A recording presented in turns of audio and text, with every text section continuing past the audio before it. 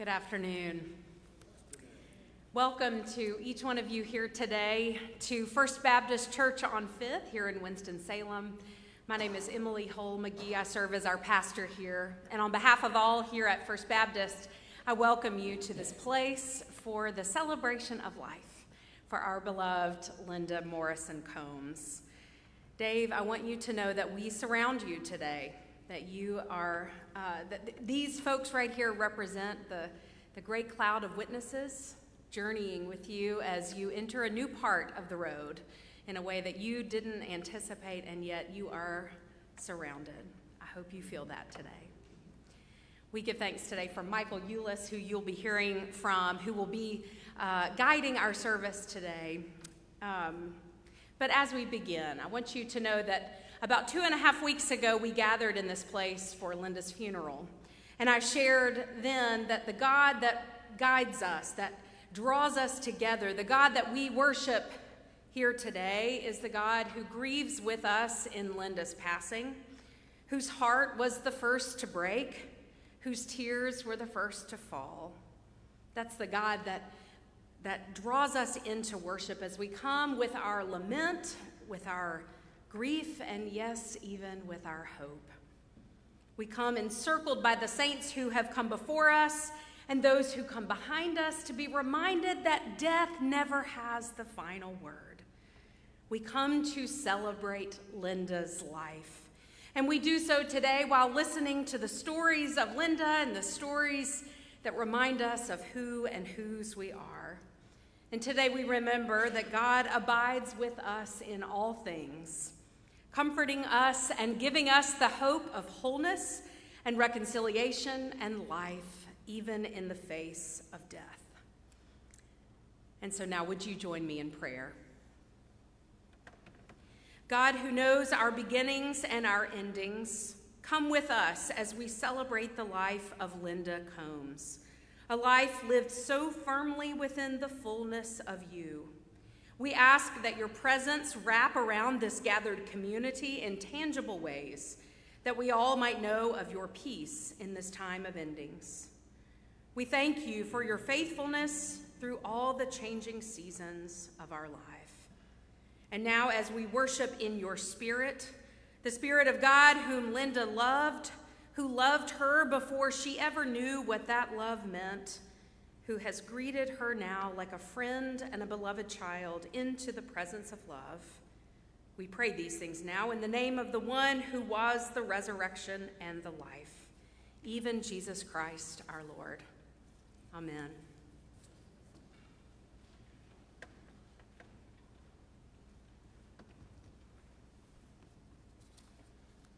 Afternoon. Surely the presence of the Lord is in this place. As I look around and see your faces and see the love that you bring to Dave, the love that you shared with Linda, it is warming. My name is Michael Eulis. I'll be the MC today, guiding this presentation, or the speakers as they go through and tell you their stories of how Linda impacted their lives. A little housekeeping before we get into that, though. Just so you know, Dave has offered dinner for everyone here today at the conclusion of this at Bermuda Run Country Club, and he'd like you to be his guest there for that. If you're unable to do that, Dave will be greeting visitors here at the altar as the service concludes today, but you're certainly welcome to join us. So thank you very much for being here and making the trip from wherever you came. I thought it might be appropriate to start this service with a short poem. Here's to the land of the longleaf pine, the summer land where the sun doth shine, where the weak grow strong and the strong grow great. Here's to down home, the old North State. This is the first verse of 4 from a poem known to all North Carolinians as the North Carolina Toast. While not exclusive to this group, those who receive an award called the Order of the Longleaf Pine are known as cultural ambassadors of the state and can propose this toast at any time. If nothing else, Linda Combs was not only a recipient of the Longleaf Pine Award, she was a consummate ambassador for the state of North Carolina. Each one of us is here to pay tribute and remember Dr. Combs as a public servant of local, state, and federal government, which she served so conscientiously. However, if you're here with us today, or you're watching this virtually, you probably know her as Linda. Linda was a leader in every sense of the word, and at the same time was a remarkable human being and a true lady. In 1880, Frederick Douglass penned these words about about Abraham Lincoln, who had then passed. He said this: "He could receive counsel from a child and give counsel to a sage. The simple approached him with ease, and the learned approached him with deference." These same words can be written today about Linda Combs. I witnessed her form relationships with every member and everybody she ever met, including the hotel staff where she spent many weeks in Raleigh. She met everybody and knew everybody in the hotel. At the same time, she could use her strength, her calm strength, to guide state legislators and other leaders with exceptional skill and integrity. I was with her when she would write great letters of importance to presidents and governors, and at the same time, take a moment to handwrite birthday cards and notes of thanks to many of you that are in this room today. In one of our hundreds of conversations, I remember this discussion, and I introduced her to something called the 3 R's of supervision. And I was trying to help her understand my love for leadership and love for teaching people. And true to her nature, as soon as I finished, she said, "Well, let me teach you something." That was her way. She says, "I'm going to teach you the 3 R's of leadership, not supervision. And those 3 R's are relationships, respect, and results." She emphasized that relationships always come first. Never forget that. Today we're going to hear from 4 individuals with whom she formed great relationships, for whom she had great respect, and in many cases shared great results.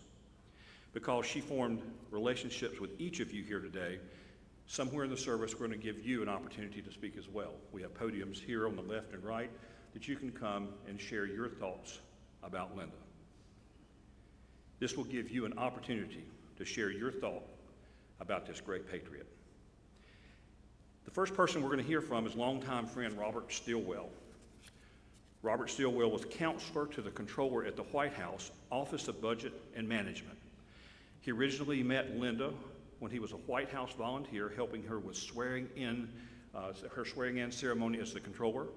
And later, Linda and Dave became dear friends with Robert and his family so much that they are honorary grandparents of their 3 children.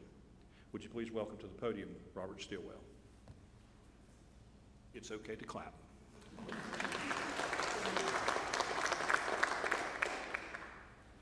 You know, when Dave and I spoke the other day, he said Linda wants the gospel. And we can get the gospel, but I think part of this isn't about what Linda wants. Part of this is about comforting each other. It's about comforting Dave. It's about Dave's family, who Linda spoke about often, and the other folks who are watching online or whatnot. If you are watching online, or even if you're here and you're as hip to the skip as Dave is with the YouTube, make sure you click that subscribe button, click that bell so you're first to get the Dave Combs content out there, as we're right now firmly in the territory of loving this man and coming alongside him as we all grieve this loss. So this is where it all began. I actually couldn't imagine this being held anywhere else but North Carolina, despite Linda having so many friends in D.C. and across the country. When she described herself, like, when was that moment that happened in each of our lives, you know, good or bad, depending on how we feel like things have gone, that the bell kind of clicked with her? And the answer to that question was when there was a contest to write about the Rural Electric Cooperative. And she, as a little girl, wrote about the importance of that to her community and was invited into an arena full of people. And when she did that, she recognized, hey, there's something here within me that deeply cares about my community and what's going on. And I'm going to use this and my ability to, even as a child, get in front of a group of people and lead them. And it clicked. You know, there wasn't a time she described her bio without mentioning that in North Carolina she was an elected member of the school board. And that was always deep pride. Now, Dave's a little bit like MacGyver, for those who know him. This means jack of all trades. He was a hacker before they called it hacking, you know, when you do something and it's smart, right? And so I can remember, you know, they would go through the line on the Friday nights, you know, when she was running for school board at the local buffet and whatnot. He had analyzed all the data before big data was a thing. It was Big Dave data. He had gone to the and I can remember, now this is a little quaint sounding now, especially if you're a little bit younger, but we got an audience who is young at heart, but maybe our average age is not going to miss this story. Back then, there was this controversial issue called birth control. And how do you answer that question? Now, who knows why that was an issue when you're running for school board back then? And Linda and Dave would look at people when they're asked, and they'd say, "We live," and they would insert their address. "We've been married," and they'd tell you how long they'd been married, and then they said, "And we have no children." And that was their political answer. I tell you what, there's not been an answer that rivaled that in all of politics in terms of how to diplomatically answer a question without setting off a bomb. Now, with that said, I think there's a head fake built in here because I'm the representative from public service, but I think we have to make it through the head fake to get to the stuff we need to get to. So, Linda Combs' accomplishments and resumes are stuff that all of us would dream about, right? She's 5 presidential appointments confirmed by the United States Senate. She worked for President Reagan, President George H.W. Bush, President George W. Bush. And as I said, she had a record of accomplishments. Now, I know this is going to surprise you, but even believe it or not, when President Bush took office, the federal agencies and departments in the government weren't able to account for their money. Now, as shocking as that sounds, Linda got up there with her results-driven attitude, and within a year or so, 19 out of 24 federal agencies had gotten a clean audit. Now, for those of y'all who are not accounting background, I have a master's in accounting in undergrad. That's just a way of saying we can account and show how the money's been spent. And it was remarkable that that had never been done before, and she was great. She also helped save $15 annually in improper payments. And that's our tax dollars to go up there. Whether you're a Republican or a Democrat, nobody wants to just burn money, right? And it was really a major accomplishment for her. It was also right-sizing the federal real property portfolio. And again, before you put your political hat on, you know, there are government properties and buildings just sitting vacant around the country. And how do we sell those and do whatever we want to do with it? It was old school, and it's not the sexiest thing in Washington, D.C., because what people really want is how you're going to spend money tomorrow to promise me. But even though it wasn't the most sexy thing, as controller, the chief financial officer of the United States, she took it seriously as a heart attack. And she was in rooms that most people can never dream of. One of my favorite Linda stories, and we have to think about this in context of gender, is that she is in Ronald Reagan's administration, and she is asked to go to a cabinet meeting because evidently the administrator of the EPA had something more important to do than to go sit with the president and the other highest officials in government in the cabinet room. Who knows why? So Linda, you know, being the overachiever or whatnot, she says, excuse me, it was the Department of Education, where she was at the time. Some of you 5 presidential appointments, you keep them all together, see how good you are. With that said, though, she said, well, Mr. Secretary, what do I do in that cabinet meeting? And she said, Linda, if President Reagan passes the jelly beans, take one. And she did. With that said, you know, one text I've got and Facebook comment I've seen and somebody I've been in touch with lately, I was kidding around with some friends, was the commissioner of the IRS. And the question is, why is that? And not you know, what's going on there, but why is he texting me? I think it's a valid question. And the answer is because Linda mentored him, and she considered him a lifelong friend, and he always stayed in touch. And she was likely in that man's life the first person who recognized him as being a phenomenally good talent at a young age, and she gave him responsibility, promotions, mentorship, and guidance. He later would go on to become controller himself, and he would later go to serve now his second stint at the IRS. And he's not a Republican, right? But Linda, the magic was not in political beliefs or whatnot. The magic was in the people. So there were a lot of fancy rooms she was in, whether it be the White House mess, that's a fancy senior executive, in the White House restaurant or whatnot, or whatever.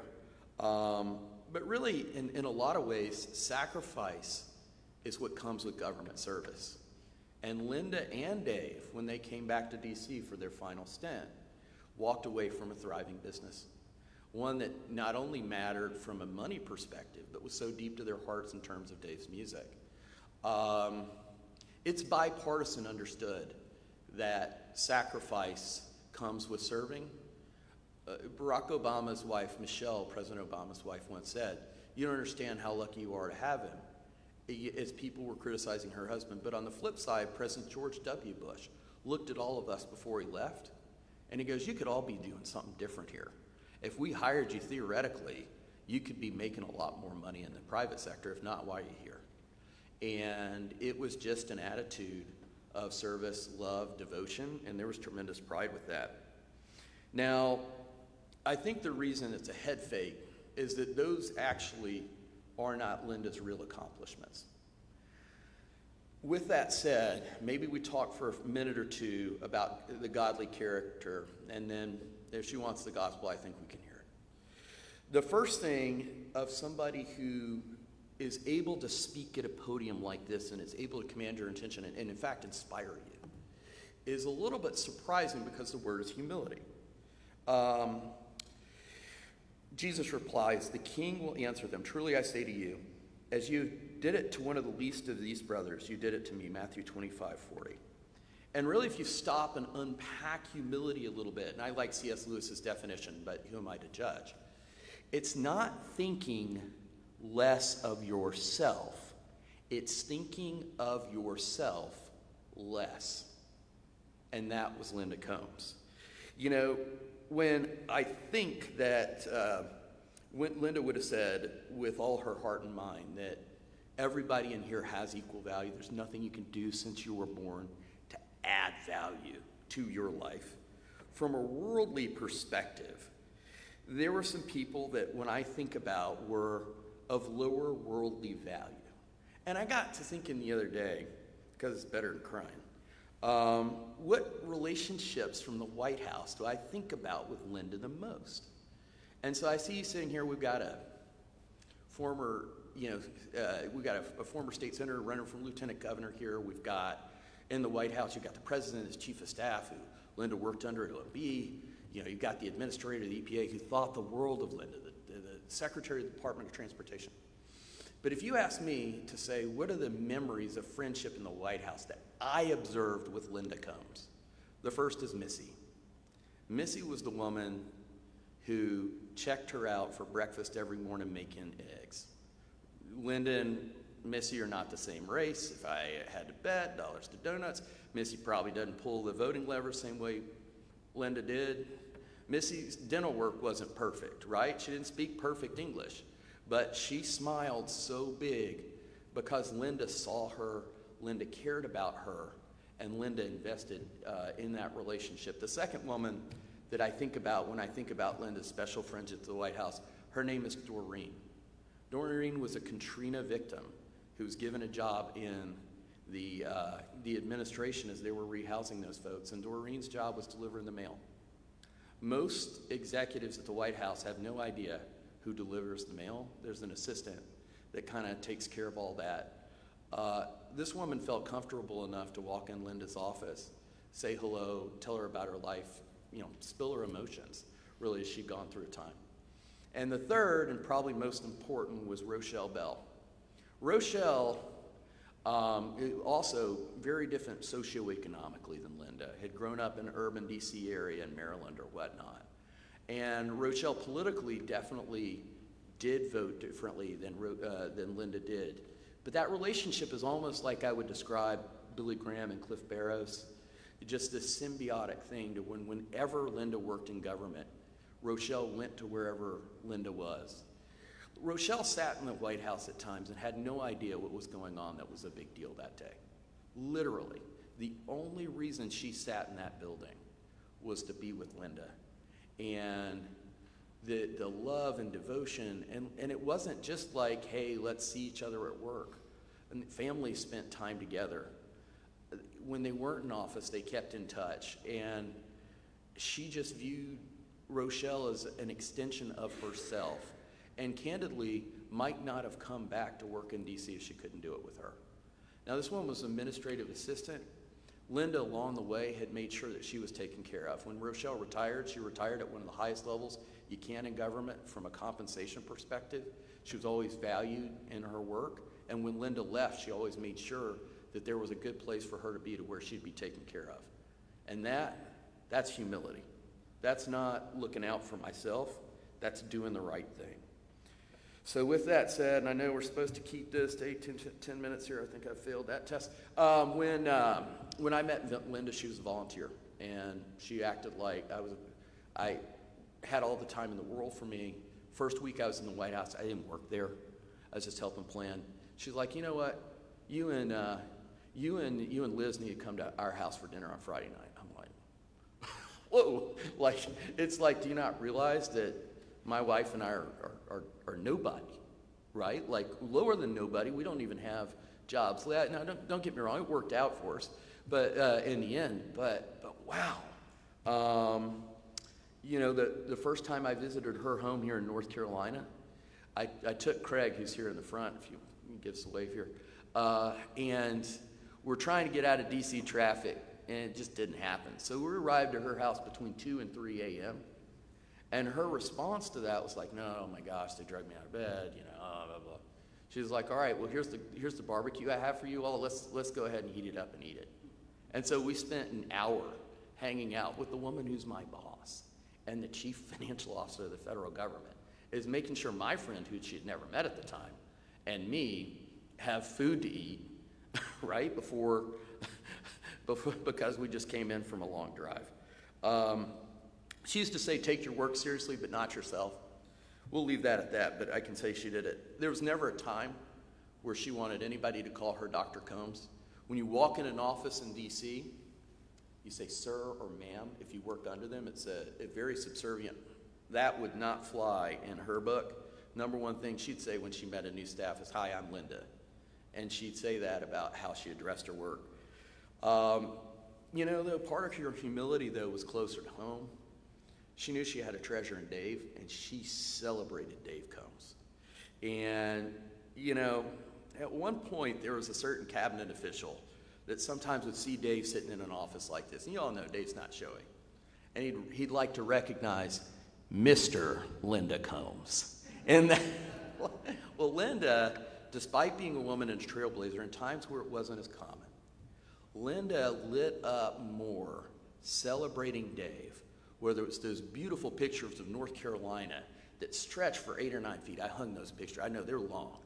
That she hung in whatever office she was in.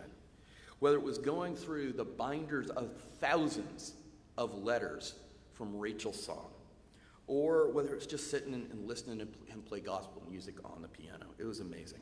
I promise we're going to land this plane. So faithfulness was another thing. The Bible speaks in Luke about having the hand of the plow. What gets measured gets done. And I can remember one of her proudest moments, if you ever went to her house, was showing when she worked at the Department of Education.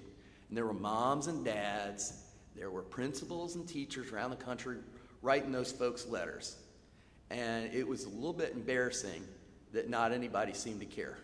So Linda, in her style, wasn't mean about it, didn't go yell at anyone. She just made a chart, said, all right, here's the average number of letters, the average time, what gets measured gets done. And she still got that chart. And again, I hate to break this to you. Nobody gets elected to some big-time office for making sure that Sally, the homemaker from Pig's Knuckle, Iowa, got that letter back. But her true north was her true north. As we do get to the last two characteristics, the other thing was truth and grace. You know, truth without grace is mean. Grace without truth is an inch deep.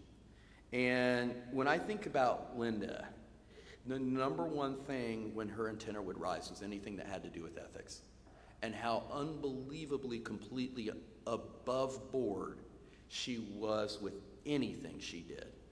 And the ethics attorney loved us because he spent so much time around us, right? She'd call him in there for just about anything. But it was so important for her to be above reproach.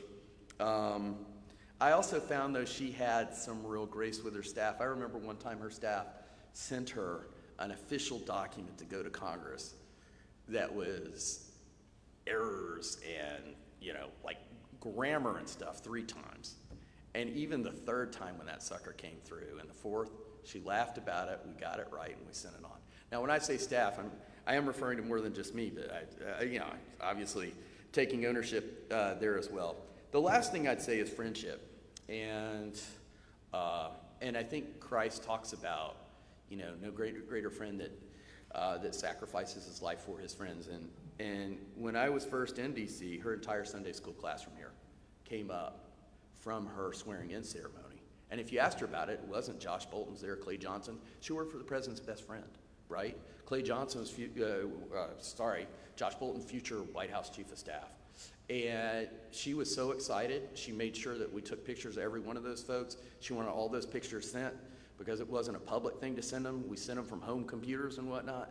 But man, those were her people. When Appalachian State came up to D.C., always, all the time in the world. And she really wanted to come back here and serve after. And you really couldn't stop and in terms of life, in terms of her service. She wanted to do it. And the final thing is, even though we're in church, and if you grew up in church, I grew up in church, you're not supposed to look around. But I want you to look around and maybe even see that camera back there. The thing that maybe is sitting with us, that's a gift that Linda's given us in terms of friendship, as we look at Dave and others, is the gift of each other. And the reason so many of us know each other, love each other, and have experienced each other so deeply is because of Linda Combs. So with that said, we'll do a quick gospel and then land this thing. If that's what Linda wanted, I do think it's important to say we have to answer the question of Christ. And a lot of people want to say, everybody pretty much agrees he exists, Lord, liar, lunatic. Linda's really smart. She wasn't an attorney, but it's basically this idea that, oh, Jesus was a great person. Well, you're a great person walking around telling everybody, sacrifice and live your entire life as I've called you to live. If you're lying about that, you're kind of a schemer. Or if you think that, but it's not true, it's equivalent of me being up here and saying, hi, I'm Elvis, still alive, right? And so I think we all have to answer that question, is how do we categorize Christ? And the way she categorized him is acknowledging all have sinned and fell short of the glory of God. And that's part of what led to her humility, was an awareness of her own sin. I think the second thing is we have to understand the wages of sin is death and destruction, causing separation from God. What she also understood so well was John 3:16. God so loved the world that he sent his son to die so that we could have everlasting life. And then an understanding that Christ says, I am the way, the truth, and the life. Whoever believes in me shall have everlasting life. And I think about the 2 biggest questions any of us can answer, and this is not from Linda, but this is my opinion, is what is my purpose for living, and why do I have value? And Linda would have been the type person, she wouldn't have beat you over the head with that, just so you know. But she would have loved you to death. And finally, as we do wrap up here, probably more than 10 minutes, is that I'd say this. The best analogy I've heard for heaven is this. In the Bible, we know that no one can imagine how great heaven is, even in our wildest imaginations. Heaven is kind of like a baby being born.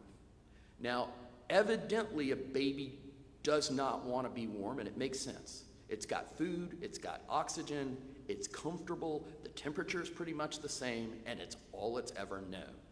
But we know that a baby is designed to become a human, to not live its life in a womb.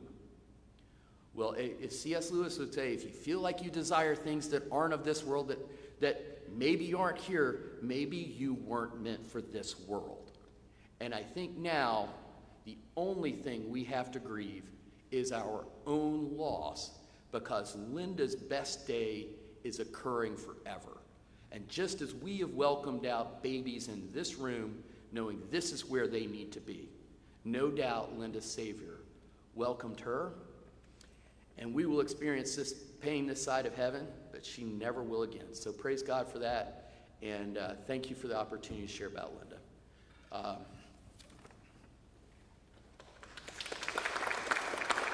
Robert Stilwell. Robert, thank you very much, and what a great encapsulation of a description of Linda.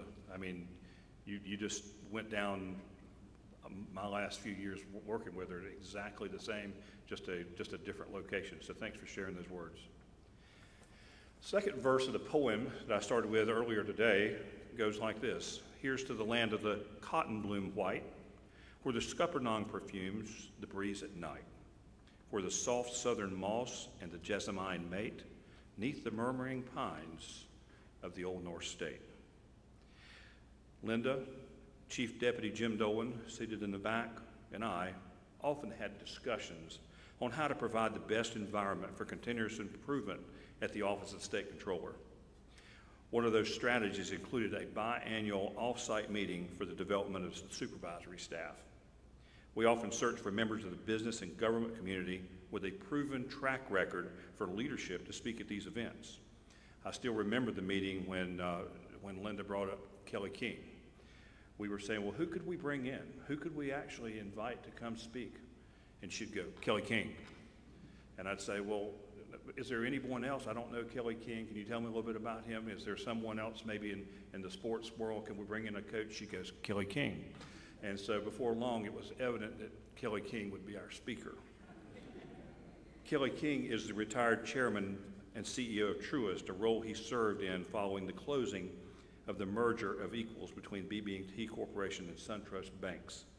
Prior to the merger of equals, King had served as the chairman and chief executive officer of Truist, predecessor BB&T Corporation. During his 49-year career with Truist and BB&T, King has served in many leadership roles, including 35 years as part of the executive leadership team. He is a native of North Carolina and earned his bachelor's degree in business administration and an MBA from East Carolina University. Go Pirates. He's a graduate of the Stonier Graduate School of Banking at Rutgers University, where his thesis on leadership became known as the Truist Leadership Model. Please welcome to the podium, Kelly King.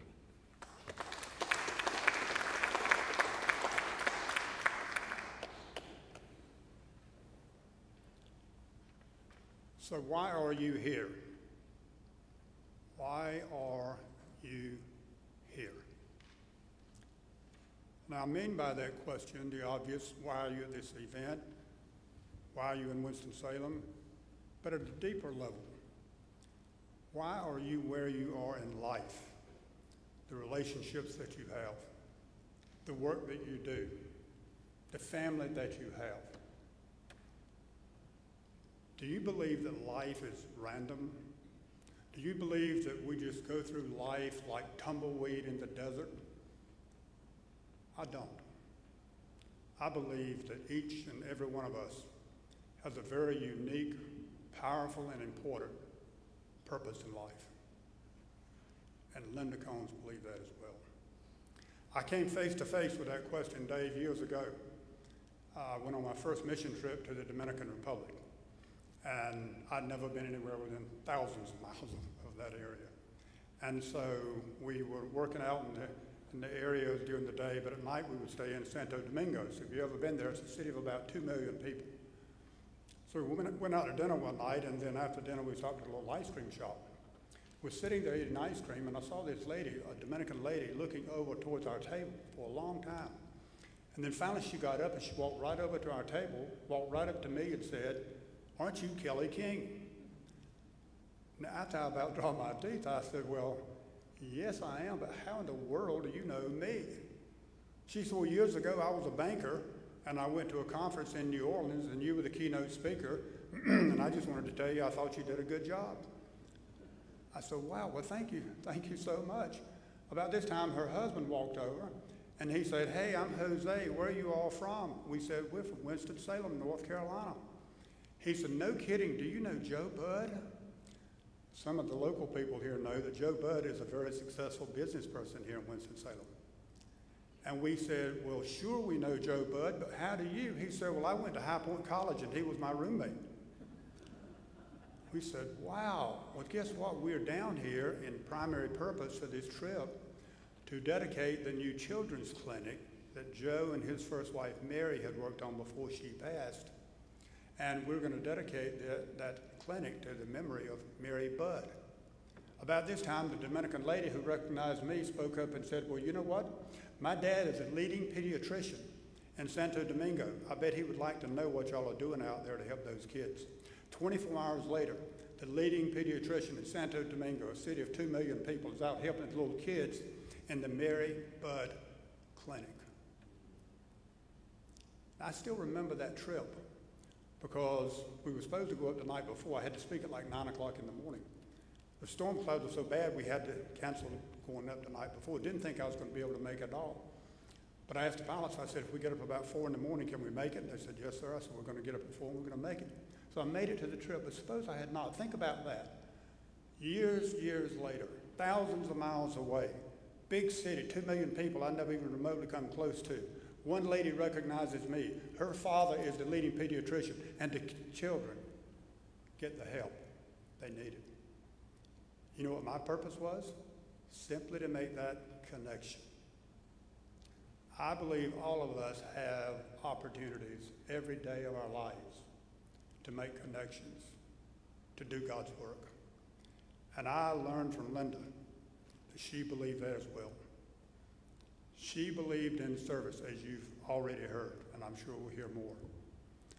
She believed in helping other people. She believed in learning and growing. I still remember that event we had, and I was honored. You know, she called me and asked me would I speak, and when Linda Combs asked, she's like, yes, ma'am, I'll be right there. And it was very enjoyable because you could see that she had created this fantastic relationship with her team, and they just wanted to learn. I didn't know that happened in government, Pat. I didn't, but that was a unique experience. But Linda was an outstanding leader. And over the years, after reading hundreds of leadership books, like you probably have, I finally sat down about 2 years ago and I said, I'm going to write down what I think characterizes a great leader. And I want to share this with you because I think it epitomizes Linda Combs. It's 3 simple but powerful characteristics of great leaders. Number 1, they're very honest about the reality they face. They don't sugarcoat it. They don't look through rose-colored glasses. They just call the truth. And then they have a vision about how to make it better. And importantly, they have the courage to make it happen. That was Linda. Wherever she went, Controller's office in D.C., Controller's office here under Pat McCrory, she always inherited challenges. And the reason she was selected, I believe, is because the people knew she'd get it done. She was quite an outstanding leader. I think she understood at a deeper level, though, what drives individuals and what drives leaders. And that is they understand the power of purpose. They understand that their purpose on life, the good ones, I'm talking about great leaders, they understand their purpose in life is more than making money. It's more than having houses and cars. It's more than any of that. I penned an article recently and I referenced Linda, and I called it, How Would You Like to Be Remembered? When someone is standing up talking about you. And I talked about how in our lives we go through a process, I call it like painting a painting. Because every stroke of the pen of life that we live remains. The good and the bad. You want to live your life in a way so that you would be proud to have your painting, your life's painting, on the front page of the local paper. And I know Linda is really proud today to have her painting on display all over this country. Linda was a person who really did deeply and genuinely believe in helping other people. And as I've gotten older, I've come to really realize the wisdom of that. It's foundational in the Bible, but it's just good human relations, helping other people. And people in the world we live in today tragically need more help than in my lifetime and maybe forever. I'll tell you a quick story. Sad story, but an impactful story. Several years ago, there was a young man in San Francisco who left his apartment, walked several blocks to the Golden Gate Bridge, must have passed hundreds of people, climbed to the top, jumped off to his immediate death. They found a note in his apartment that afternoon. The note said, "I'm going to walk to the bridge. If one person smiles at me, I won't jump."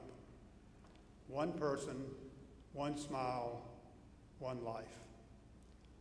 But a little bit after that, there was another young man, Kevin Hines. You can read about him on the internet.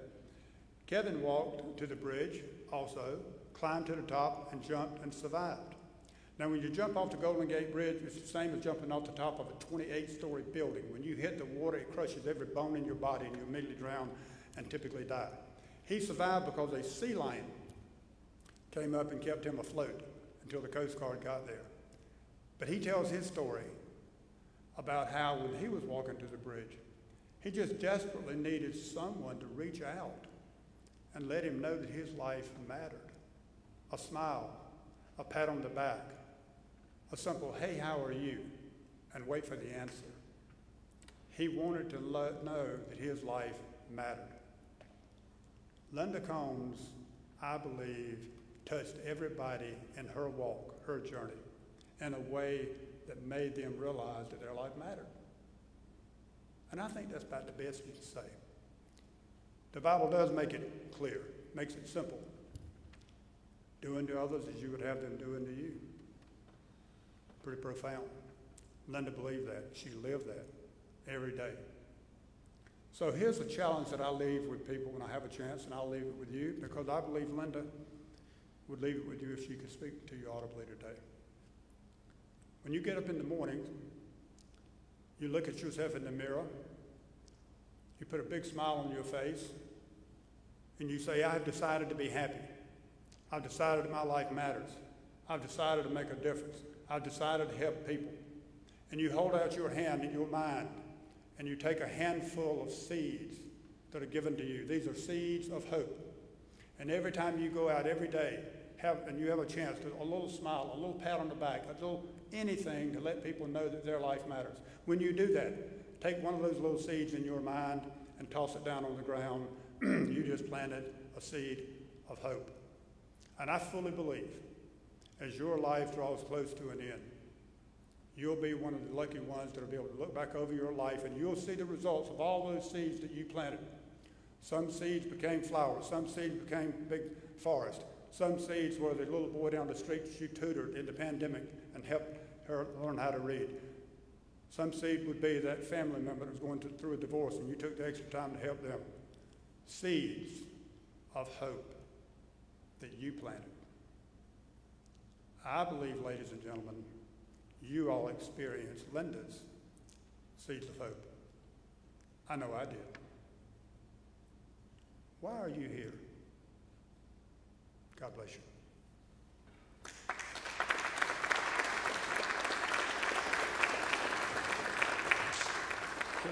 Kelly, thank you for those words and very timely. If you all join us in hymn 548 when we all get to heaven.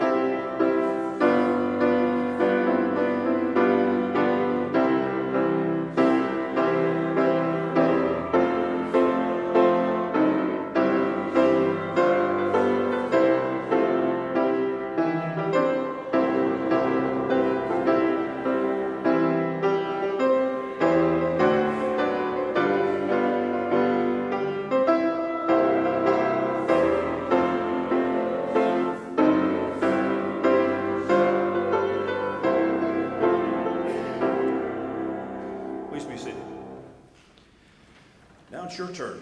You've heard from a couple of speakers today, but I'm sure everyone in this room has a story, has a thought, has a moment that Linda's seeds that she cast touched each of you. We have podiums on the left and right. We welcome you to come and join us and share a few words. It's your turn.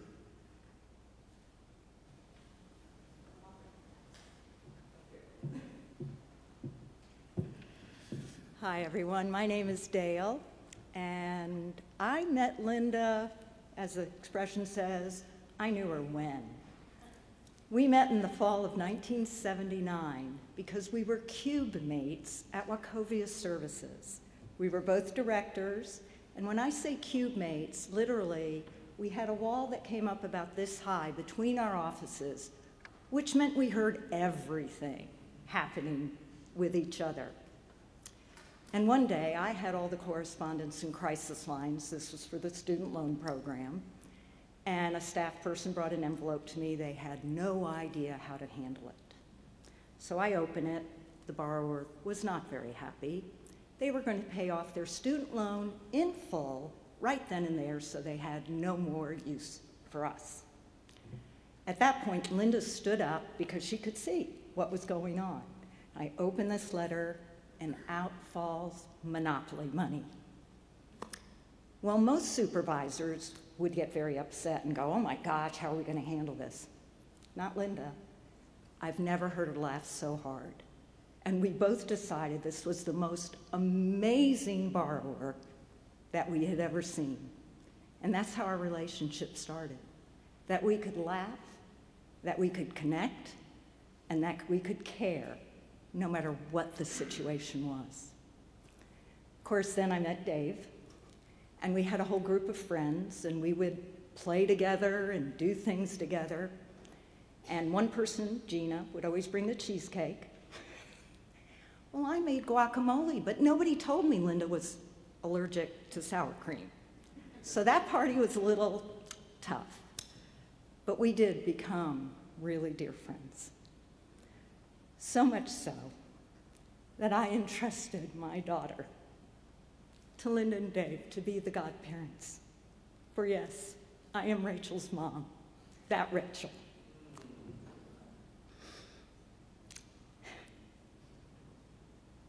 Little did we know, and I can attest to everything that he tells you about that story is absolutely true. We were in my hometown church, a small church, and it was just family and friends. And Dave saw the piano and he goes, think it'd be okay if I played? Because I know Linda had egged him on. And we went, okay. And so we were all so touched and crying with this little miracle in my arms. For she was born at 30 weeks and they didn't know she'd make it. But God was with her then, as God was with us in that moment, for that became Rachel's song. Thank you for blessing our family with such inspiration. And I know now that I believe that we all have one more angel in heaven looking over us. And that's what Rachel and I talked about before I came here. So with love.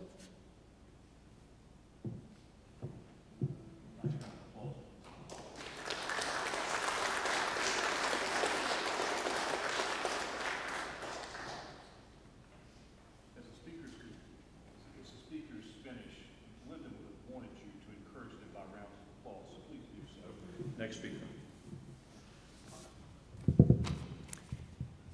Good afternoon. My name is Barbara Smith, and Linda and I were friends for almost 50 years.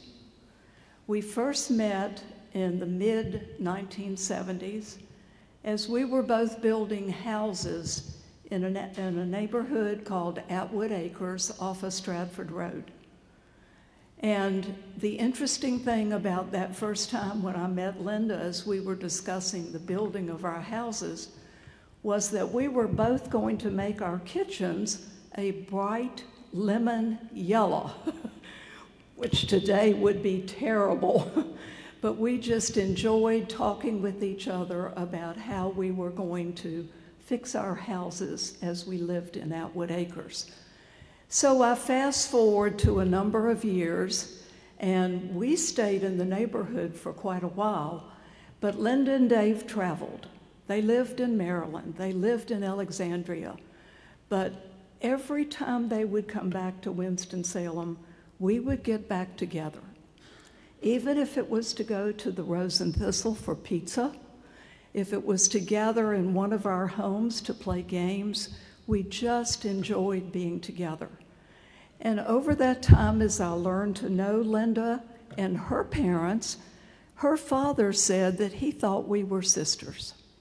And Linda was an only child, so she was delighted to have a sister. So we just kept up that friendship all of those years.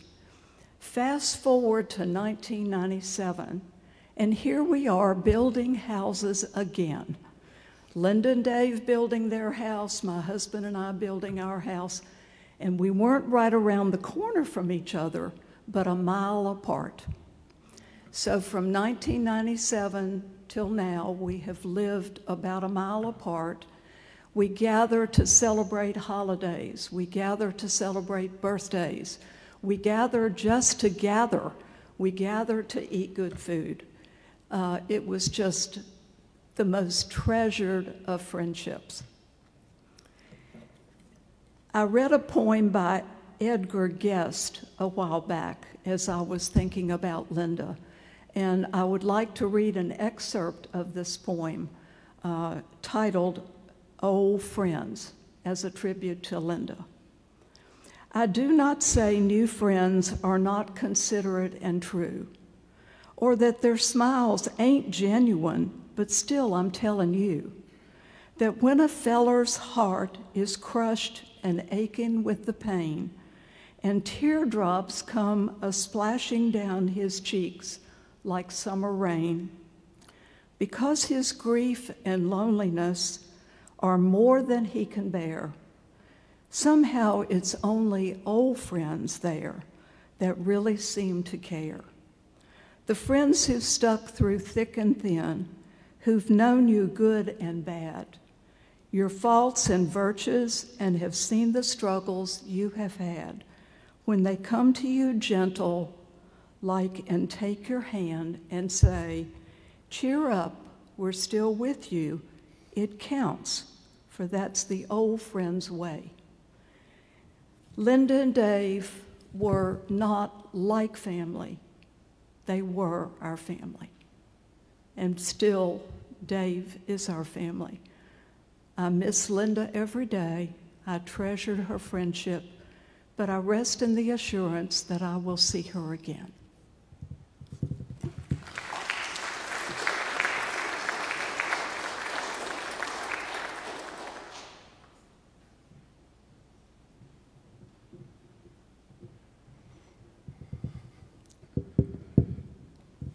Governor McCrory and Kelly and Dale Falwell and the many friends that are here, and of course, Phil Kirk. Good to see you, Phil. So many friends of Linda are here, and testimonials that I've heard are certainly very moving. I was trying to think of what I could say that might be so important here for you, but more important to me, and helping me define my relationship with Linda. And Kelly, of course, stole many of my thoughts about her, and I appreciate it. It reinforces my message. When I was a little boy, I struggled with my own self-identity. I used to complain to my dad all the time, why don't you ever take credit for some of your successes? You're always passing them on to somebody else. And he took me by Lakeside, and he said, I'm going to teach you an important lesson here.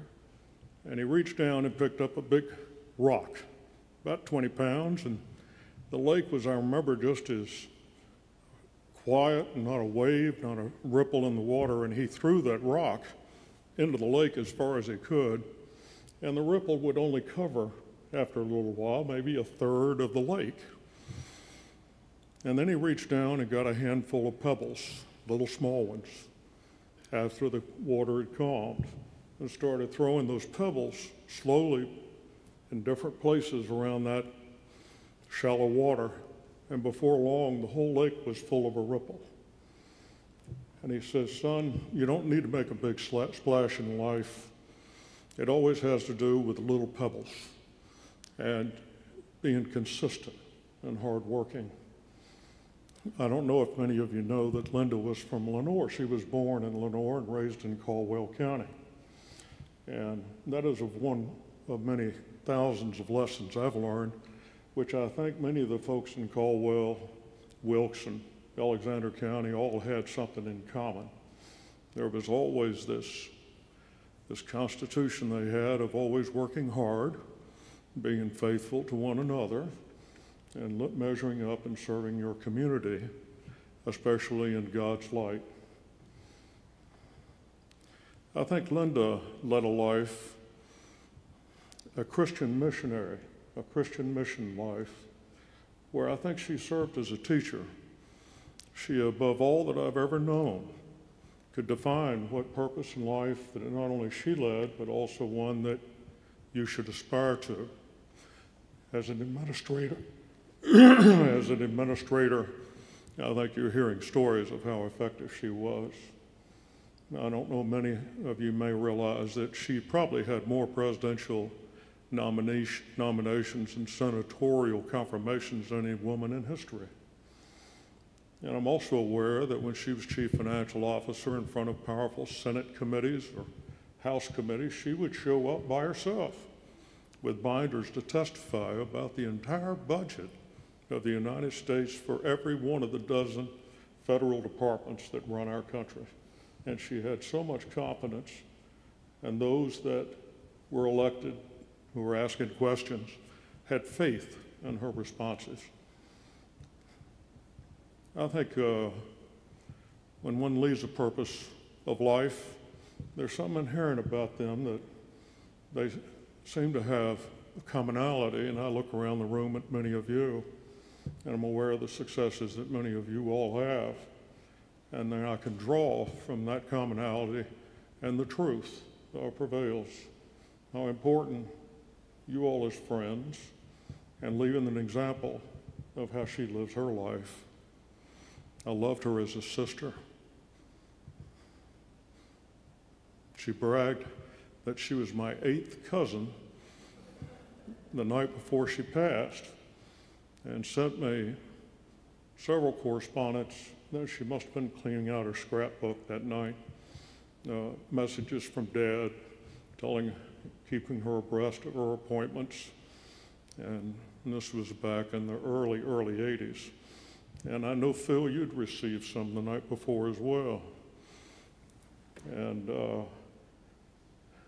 I was moved by that. There wasn't a time I wasn't with Linda that I didn't think of my past and nostalgic moments that I've enjoyed.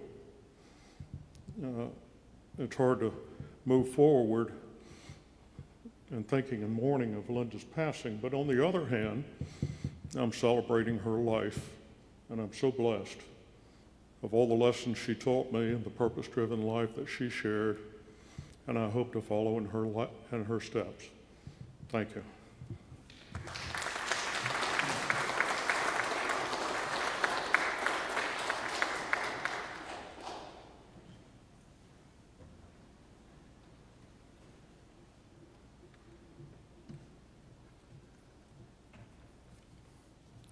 My name is Phil Kirk, and I'm from Salisbury and Raleigh. I've had too many jobs to list because it would take too much time and would delay dinner. But I do want to share the two that I had that I worked with Linda. On October 17th, and thanks, Ed, for stealing part of my talk. On October 17th, I received an email from Linda, which was nothing unusual. She shared a copy of a note that I had written to her 40 years ago to congratulate her on one of her many accomplishments. And she had saved that note, as she did many of you and also from Senator Broyhill. The next night, Linda died, reminding us to live every day as if it is our last one on earth. That's the way Linda lived her life, and we are better off for knowing her and for sharing so much with Linda and Dave. I first met Linda when we were honored to serve in the administration of Governor Jim Martin. Linda was his senior education advisor, and I was his chief of staff.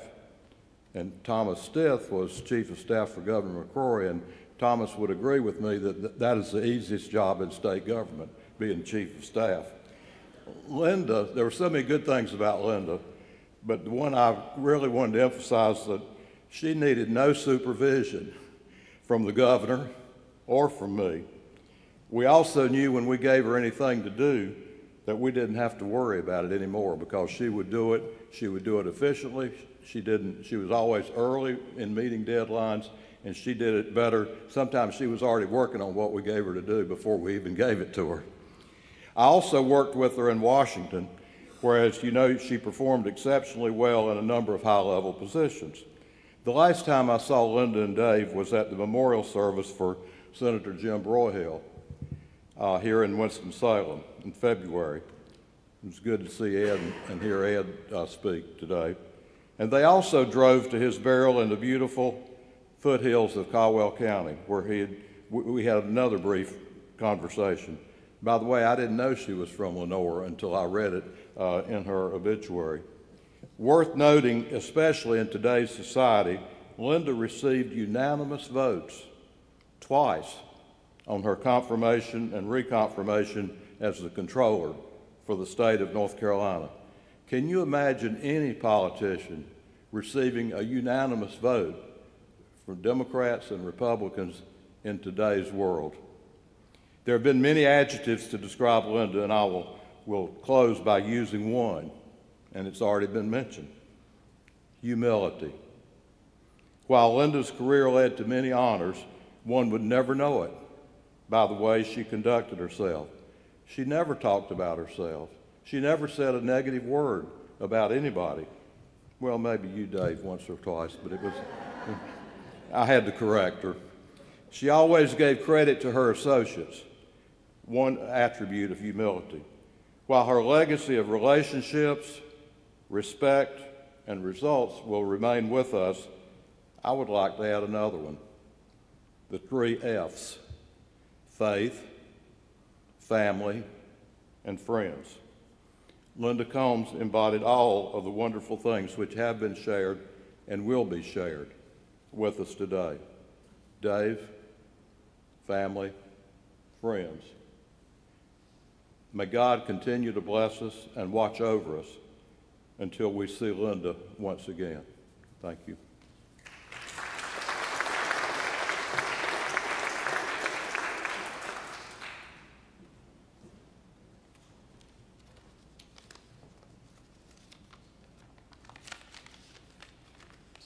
My name is Pierce Irwin.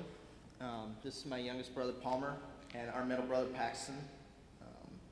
We are Dave and Linda's wildest and craziest neighbors, and they both are very dear to our hearts. We find it difficult to put into words the depth of our appreciation for Miss Linda. Her kindness, patience, and love have left an incredible mark on our lives and the lives of countless others. Miss Linda's kindness was a light that shone brightly, a beacon of warmth and compassion that illuminated everyday life. She taught us the power of a simple smile, a caring word, and a handwritten note. Most recently, she and Mr. Dave wrote a college recommendation letter for me. Miss Linda was completely gung-ho and up to the task. It was a heartfelt gesture that made a significant impact on my future. Her words carried a weight of sincerity that only she could provide. In the words of my college counselor, that was the greatest letter of recommendation that she has ever read, and she has been doing this a long time. Miss Linda's patience was a testimony to her extraordinary character. She never rushed, never hurried, and always took the time to listen and understand.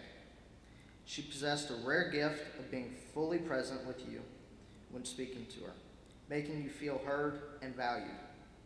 Her genuine interest in our stories and dreams made her a friend we could confide in. After returning from their home, Palmer would often remark, "We've just been catching up on life, the simple things." Another wonderful memory is the surprise of her no-bake chocolate oatmeal cookies that would magically appear on our front porch, or leftover pizza after they ordered way too much. There was never any question of what to do with it. One of the fondest memories we all have is of her famous cheesecake squares. Paxton in particular couldn't resist indulging in them. He ate a few too many last Christmas, and we all shared a good laugh when he battled a bellyache. Miss Linda offered him more. On another occasion, after Palmer fell off his bike on a bike ramp, he received 12 stitches in the ER. It was Miss Linda who rushed to help and attempt to keep him indoors to recover. Together, they played ping pong and ate homemade snacks as she helped to keep his mind off the situation. She not only comforted, but also knew how to bring smiles back to his face. Lastly, a few years ago, we entered into a bridge building competition. I'm sure some of you have heard about it. The bridge had to be made of popsicle sticks and able to hold increasing amounts of weight. No one took this more seriously than Mr. Dave and Miss Linda, true engineers. However, they also enjoyed guiding my brothers and I, teaching us along the way. The competition was a testament to Miss Linda's adventurous spirit and her willingness to try new things. Even when we didn't win, the experience brought us closer, and we shared many laughs along the way. In every interaction with Miss Linda, we witnessed her genuine, caring, and compassionate nature. She embodied the teachings of Jesus in her daily life. She truly lived out the principles of love, kindness, and service that Jesus taught. Her actions were a beautiful example of faith in action and touched our lives in profound ways. As we bid see you later to Miss Linda, let us remember the beautiful moments we shared with her and carry forward the legacy of love and kindness that she so effortlessly bestowed upon us. Miss Linda, you are already dearly missed, but your spirit will live in our hearts forever. Thank you for gracing our lives with your presence.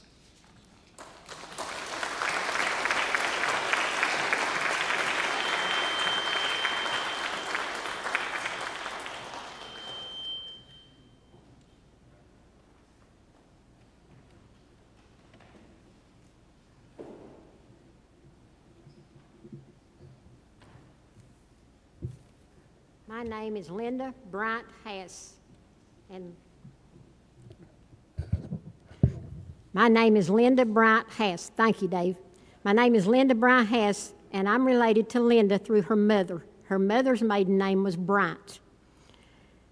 Linda's grandfather and my grandfather were brothers. They were twin brothers, and Linda's grandfather lived in front of our house. So when Linda came for a visit with her parents to visit the grandparents, sometimes we would play, my sister Pat and a cousin Randy, if he was there for a visit, we would play together. We'd jump rope and do all kinds of games and outside. A lot of the ones were in the sand. We'd have all kinds of things that we'd do, and we really enjoyed that. And as time passed, as you know, and it passed fast in life, we went our separate ways. And we would see each other from time to time. Sometimes, sadly, it was at funerals. And then, as we grew older, the cousins got together and we would meet at a restaurant. And we would have pictures of relatives and wonder who they were. And we would guess, but finally we would figure it out. Also articles in the paper, and we learned a lot about our family. I know Dave was getting together our family tree, and he's been working on that for us. And there would be probably about 10 or 16 or 18 people. And then as time went on, one of the cousins passed away. My husband passed away, and then the coronavirus hit. So we stopped meeting. But I talked on the phone to Linda and Dave a lot. If I had questions or something that I wanted answered, they were there for me. I'm writing a book. They said that they'd always be there for me if I had questions, and Dave, I hope you still will be. Thank you for what you've done. Linda was the type of person that she did not brag about her accomplishments. We would hear it through the grapevine, really, because she never did, say anything to us. She always had a smile when she saw you. She greeted you with a smile. And she lived life, I'm sure, to the fullest, but she was a godly person. She lived by, as what I call the good book, the Bible. She honored her mother and father, and she did take care of them. When I heard about Linda's passing, I called Dave to tell him how sorry I was, and I told him when Linda and I talked, she would say, "I love you." And Dave replied, "And she meant it." And I think we should tell people that more often, how we love them. And I think that's one thing that's wrong with the world today.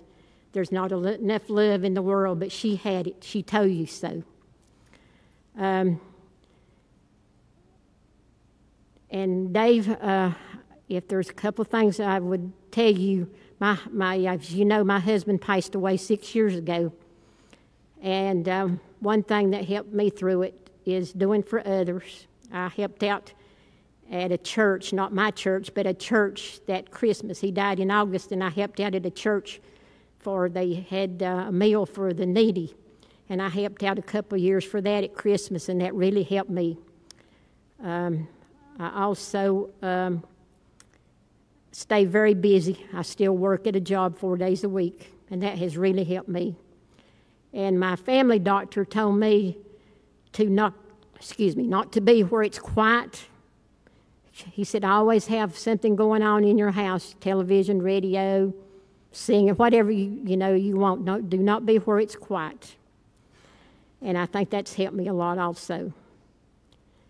She was a faithful servant to our country, but also to God. Thank you.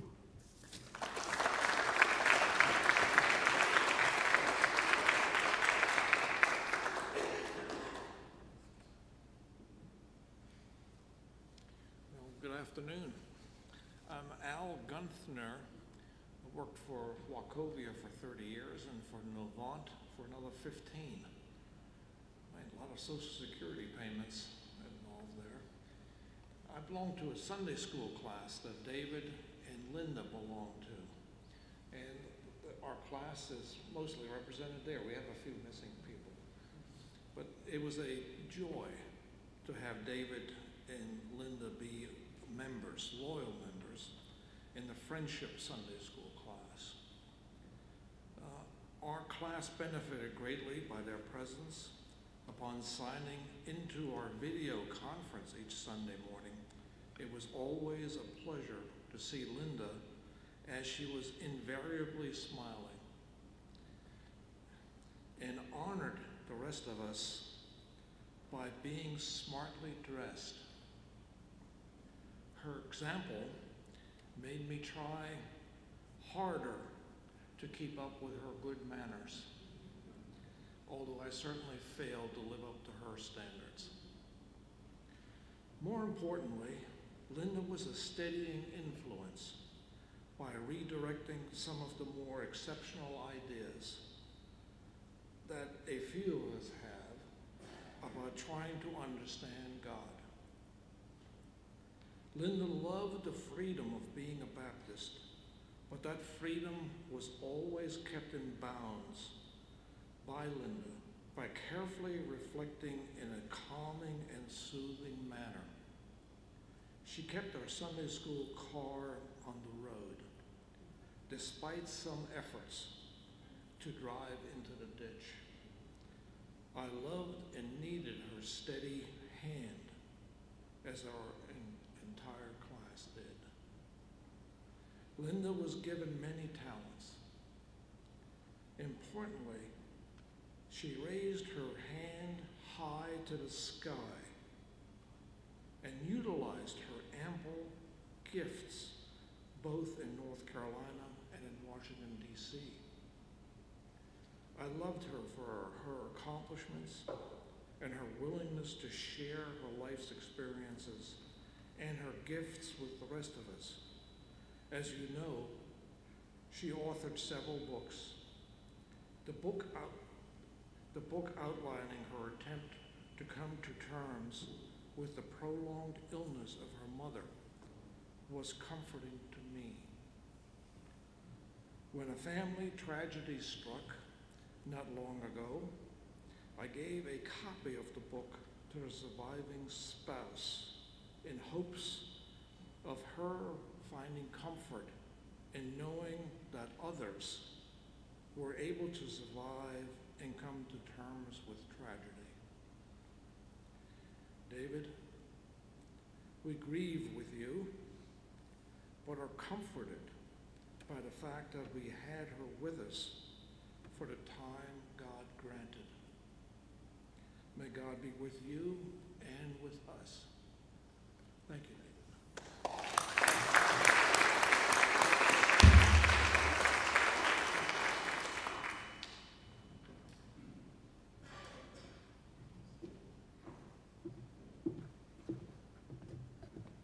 Good afternoon. My name is Jim Dolan. I first met Linda in 2014 when she became the North Carolina State Controller. I'm her chief deputy, or was her chief deputy.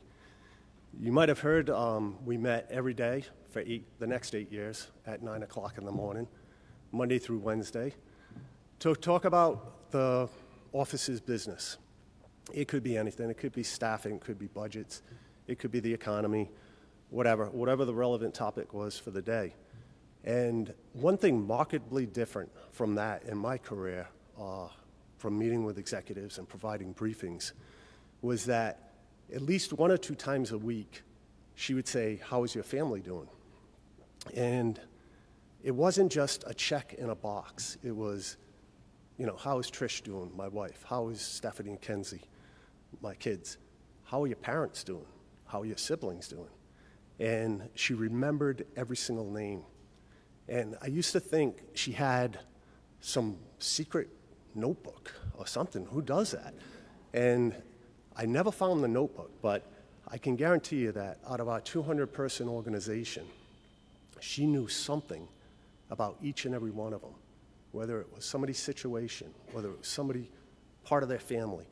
She had some connection with each and every one of them. And, we heard about her 3 R's: relationships, respect, and results. And she took that first R to the next level because she added empathy, compassion, and a personal touch that made coming to work at OSC, the Office of State Controller, like coming to family. And she had such a connectedness with everybody there, and we're all better for it, and we're all thankful for it. So I will miss, or I have missed, those daily meetings, which incidentally turned into monthly meetings when she retired at 9 a.m. Once a month, we'd pick a date, we'd hook up, and I'd hear about what Dave's up to, what she's up to, what the neighbors are up to. I feel like I know many of you here. And then she'd ask about my family and the organization, what everybody was doing, how we were doing on our projects. Very interested in the success of the office continually. So again, I'll miss that, but forever grateful for having known both Linda and Dave for the past 9 years, and looking forward to keeping in touch with Dave for many more.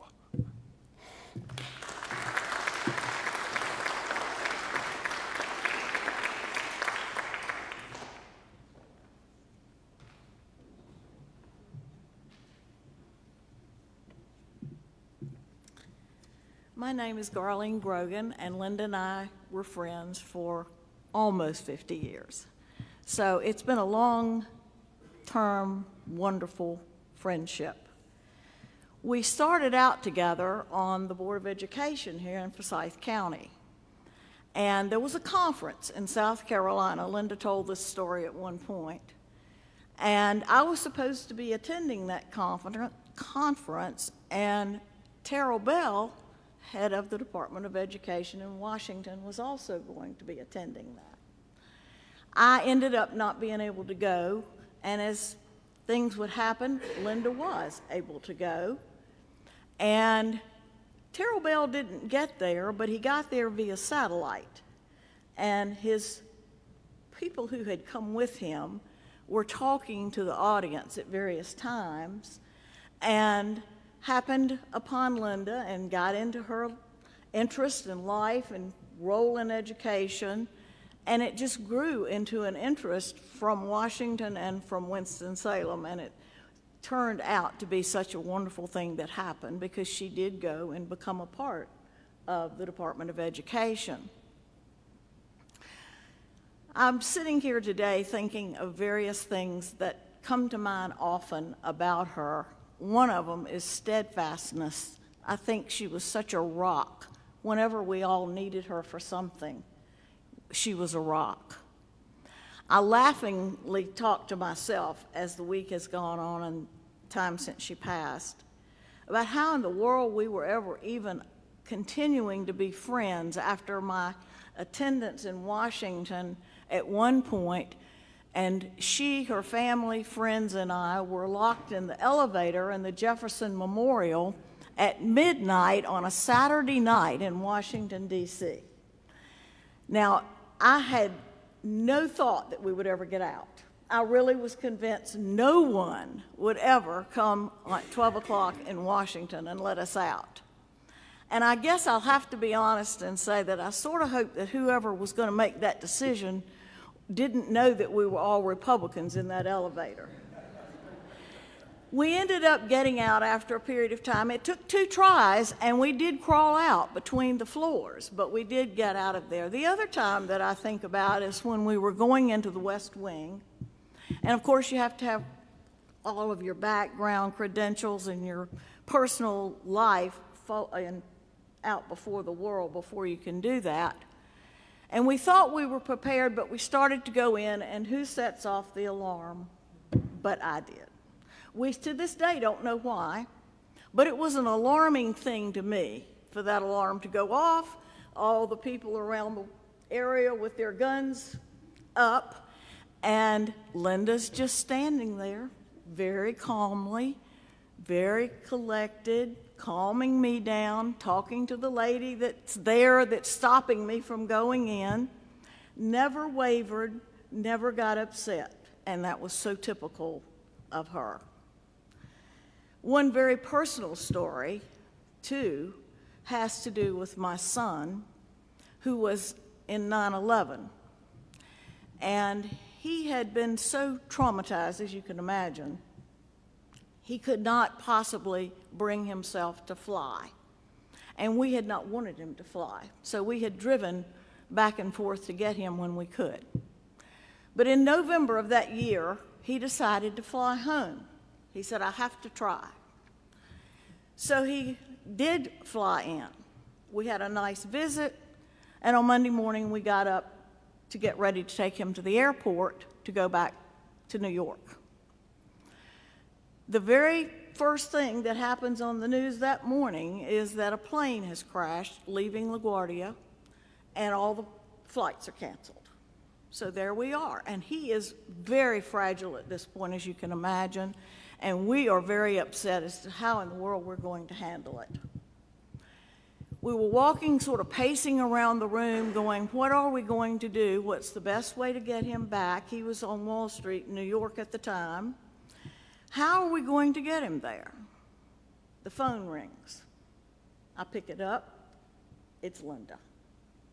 She says, Darlene, where is Rich? I said, he's standing here beside me. He's very concerned. All the flights are canceled. We don't know what to do right this minute, but we think we're going to drive him back. She said, you tell him to be in front of your house on the curb in 10 minutes, and I will be there to pick him up and carry him to Washington and get him on the train to go to New York. In Dave's words, that would have been a God wink. What a life. What a journey. What a lady.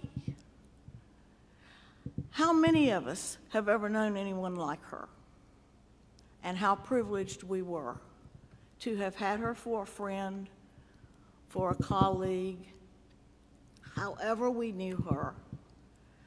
Please always keep in mind what she represented. She set the bar, and she set it higher than most of us could reach. But she also laid a path that told us how to walk toward that goal.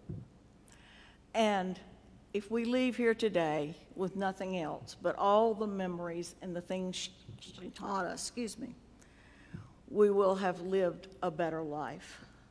Thank you, Linda, and rest in peace.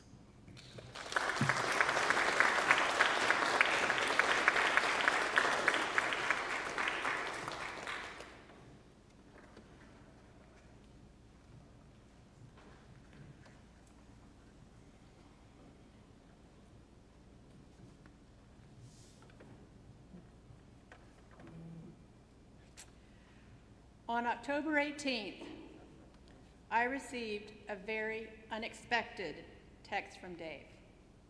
Linda was in the ER.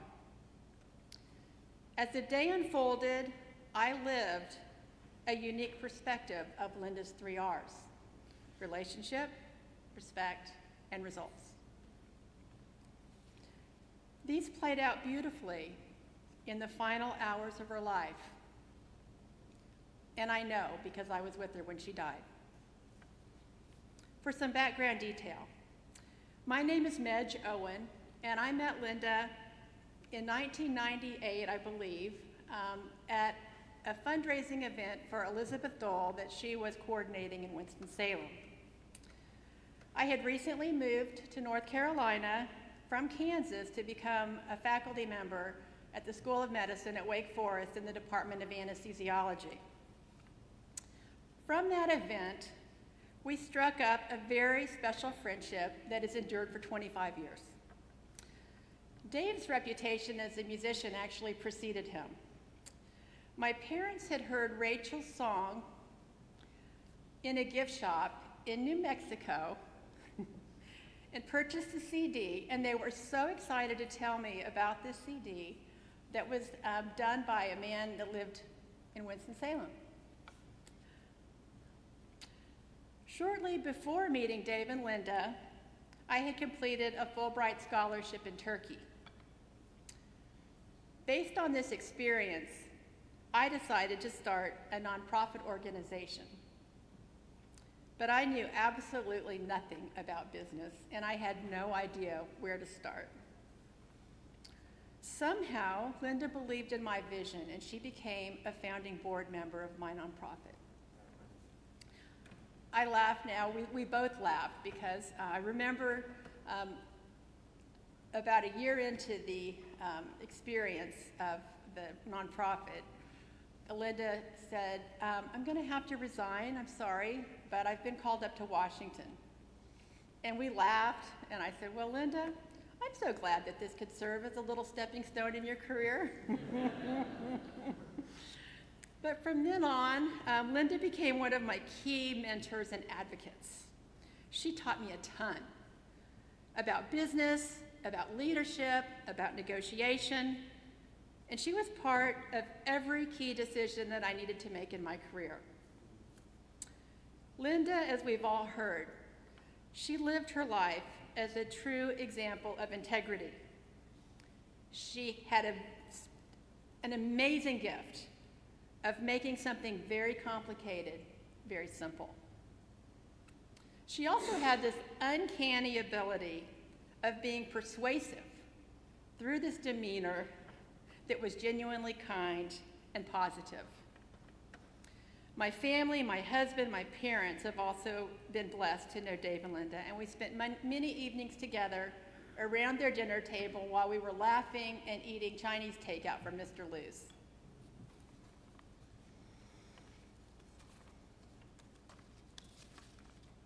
October 18th, So, shortly after noon, on October 18th, I received a text from Dave stating that Linda's in the ER. She developed a severe acute onset of a headache while at home, and then a seizure followed. I was stunned. I was working at the hospital that day, and I came to Dave's side. We were waiting on the CT scan results. We soon learned that Linda had suffered a massive aneurysm, and the location of it made it inoperable. Linda was taken to the neuro ICU, and a drain was placed under her skull bone to help relieve some of the pressure and swelling in her brain. She was stable on a ventilator and had a drip to maintain her blood pressure, but she did appear to be comfortable, and that gave us peace. The first R, relationship. The next hours were tragic,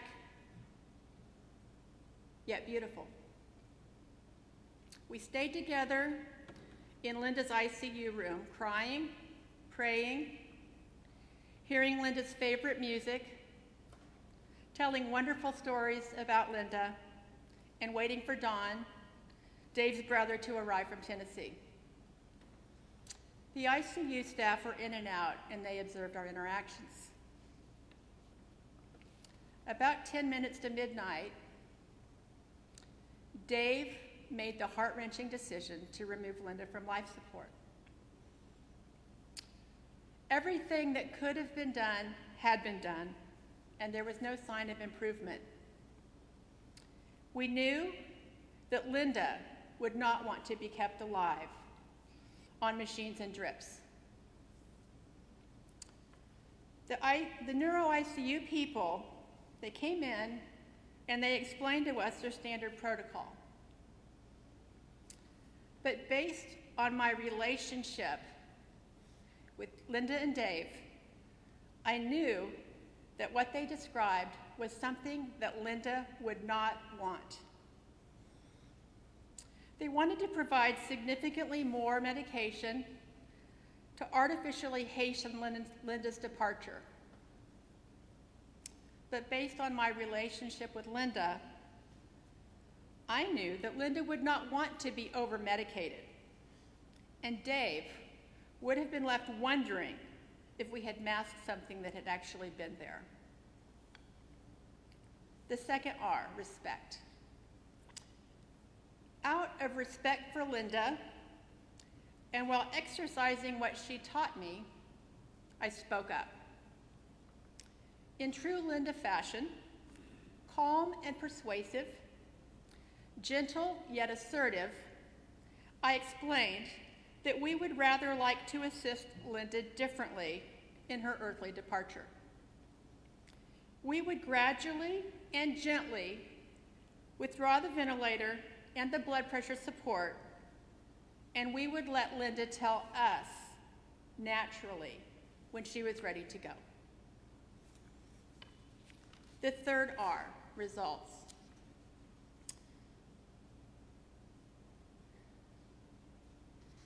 The results that unfolded over the next 40 minutes were peaceful, yet powerful.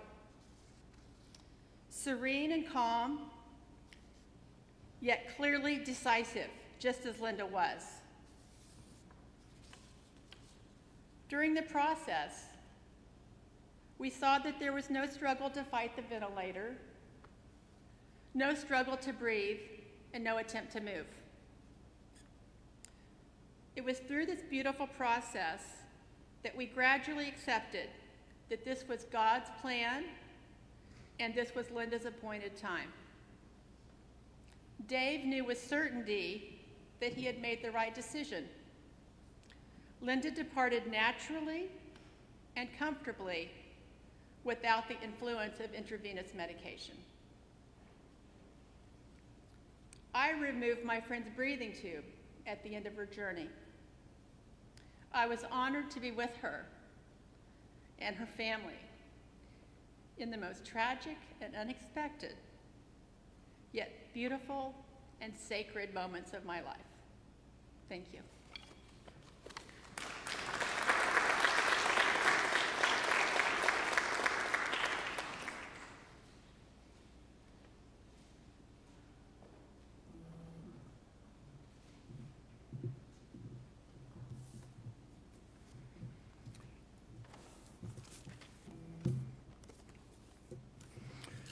Okay, Linda, ready.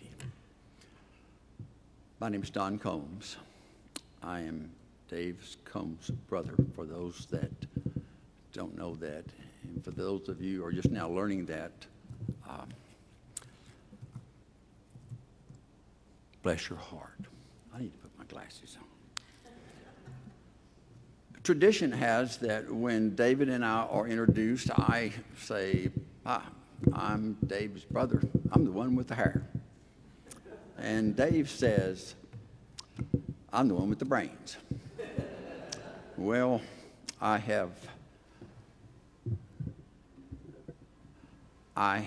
come finally realized that I have one more to add for me. That's, I got the humor. So, with that, but there's one thing that he and I 100% agree on, and that is our favorite essential oil, bacon grease. Now, this is Linda approved. My perspective today is a little different than you all. My mother would say, now be sure to remind them that you have known David a long time. I'm not sure why, but that's part of that. But the times that I remember with Linda, when we would get together, Linda would be talking, and Chris, my wife, whom I need to also say, sends her blessings. We have a 17-year-old dog that needs to be cared for, and I consider our oldest child still at home. But Linda and I would stay up late. Chris and David would go to bed.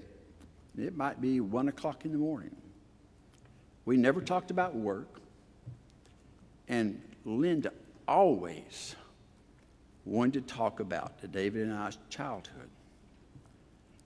And I was often, why does she want to know that? But as I have observed you people and what you have said, and what she wanted to know was, there's something in David, there's a talent that needs to be brought out.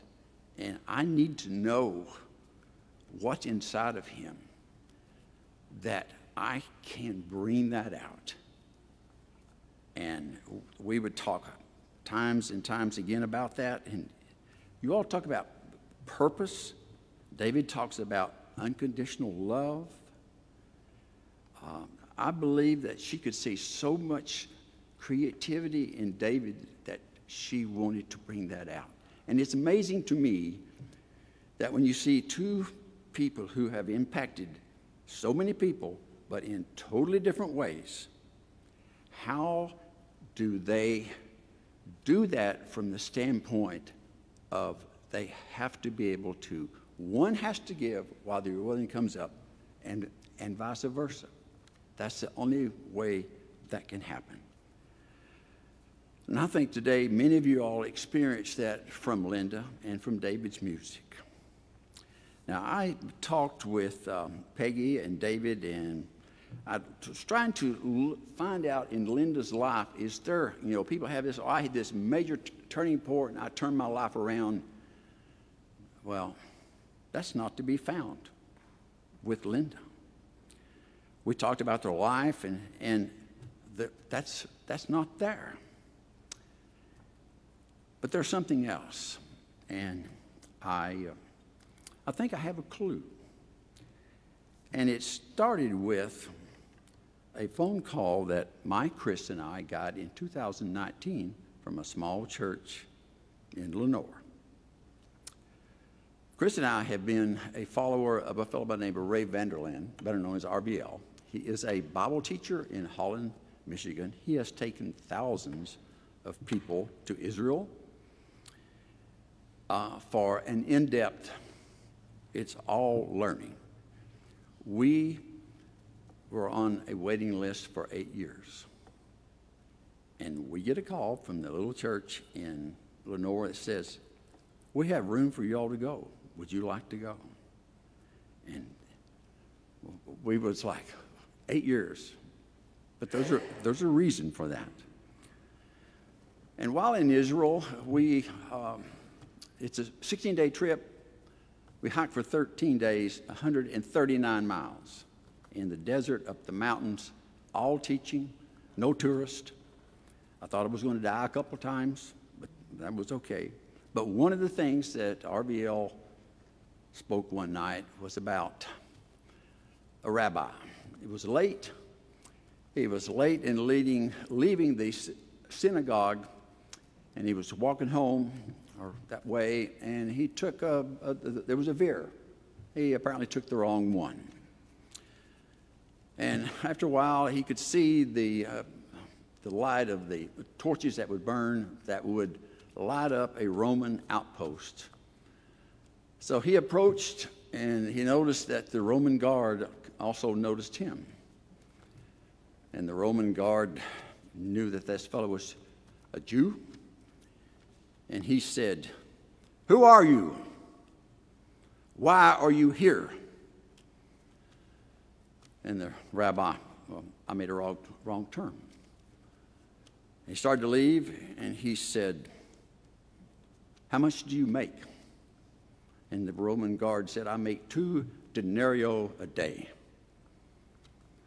And he said to that Roman guard, "I will pay you double if you will come to my house every day and ask me those questions." That kind of sets the stage for this morning. With David, I typically go on a walk, and I go down the Shelburne Way. There's a village there, and there's a stone bench there. It's in honor of someone. It was wet and cold, but I sat on it. And then the leaves started rustling, and I noticed squirrels. I noticed rabbits. I noticed, I don't think it was a porcupine, probably a raccoon, some deers, and they were coming towards me. So I sat there, and they just gathered around me. And the squirrel hopped up, kind of leaned against me. And they were all staring at me.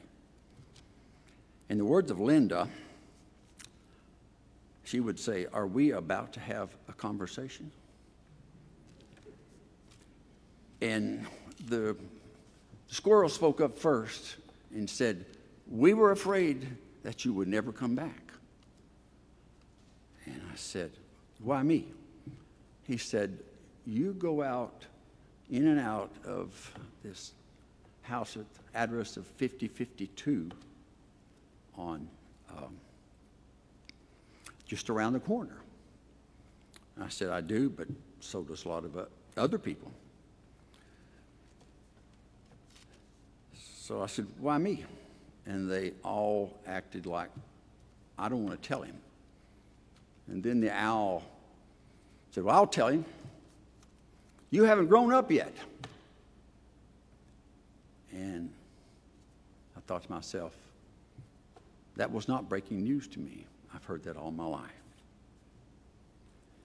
So they said, for the past 40 years or so, they've had this kind of a vehicle coming through the neighborhood.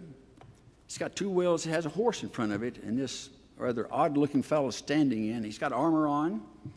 He comes through most every day, and he goes down the corner. He turns right, and then he pulls into this driveway at 5052. He stands up. He faces the house and says, "Who are you? Why are you here?"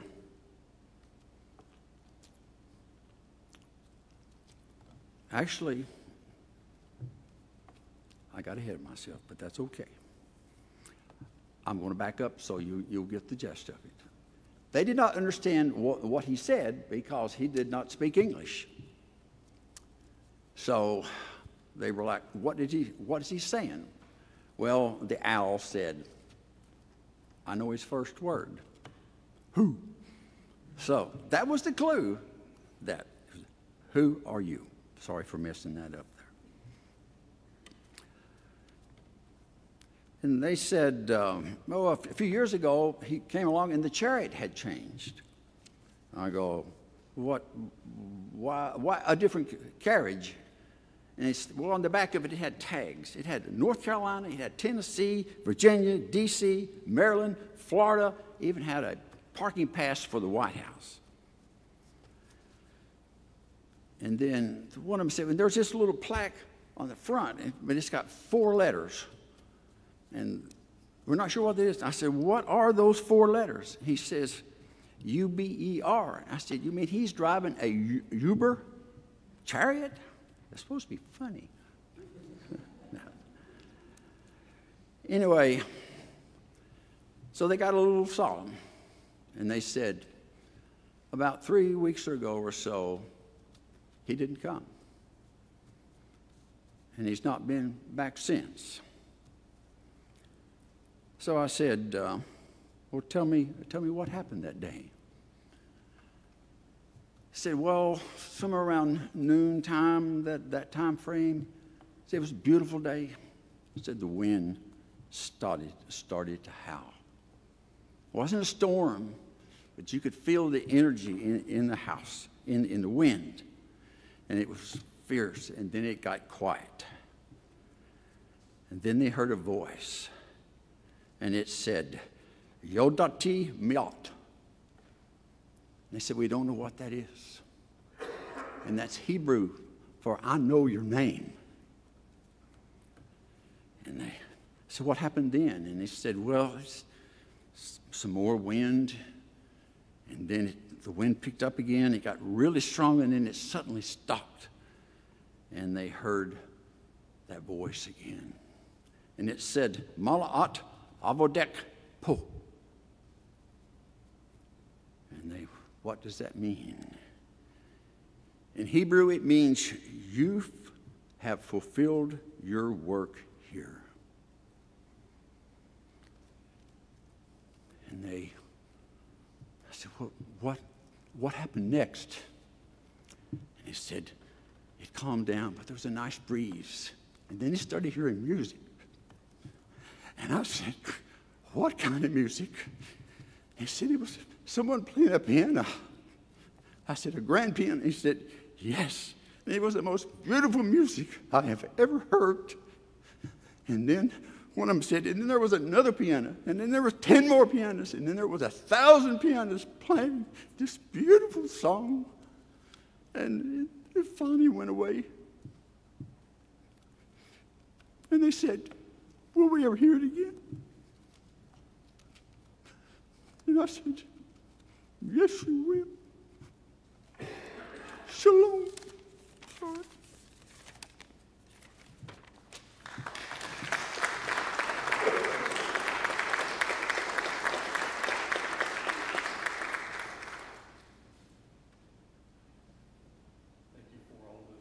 From everyone here.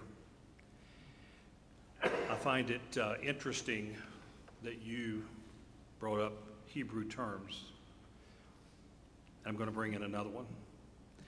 When I was in Israel and I started sharing back in my memories of the things that you just said, I was reminded of our guide there who asked me if I knew the Hebrew word for coincidence.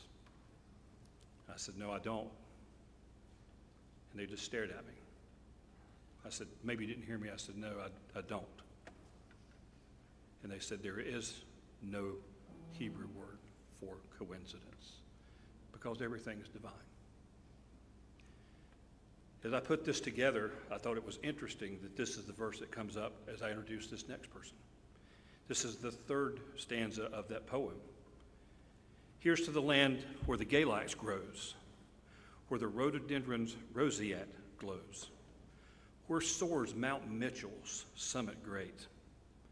In the land of the sky, the old North State. At a low-wage event planning job in Charlotte, shortly after college, Deanna Ballard met a Republican campaign organizer and got involved in politics as a volunteer. To help make a difference for the conservative values she learned at home, Deanna accepted a role traveling the country and helping Republicans with historic success in the 2002 election. That experience and the grace of God led to public service with the United States Secretary of Education, the U.S. Secretary of Homeland Security, and then President George W. Bush and First Lady Mrs. Laura Bush, where Deanna recognized as the White House Commissioned Officer. It was there where Linda and Deanna first worked together. In 2016, she became North Carolina's Senator Deanna Ballard, focused relentlessly on empowering parents in their children's schooling, just as her parents empowered her. It was shortly after that Dr. Combs introduced me to Deanna. I found her to be of high integrity, high standards, and great humility. Would you please welcome Senator Deanna Ballard.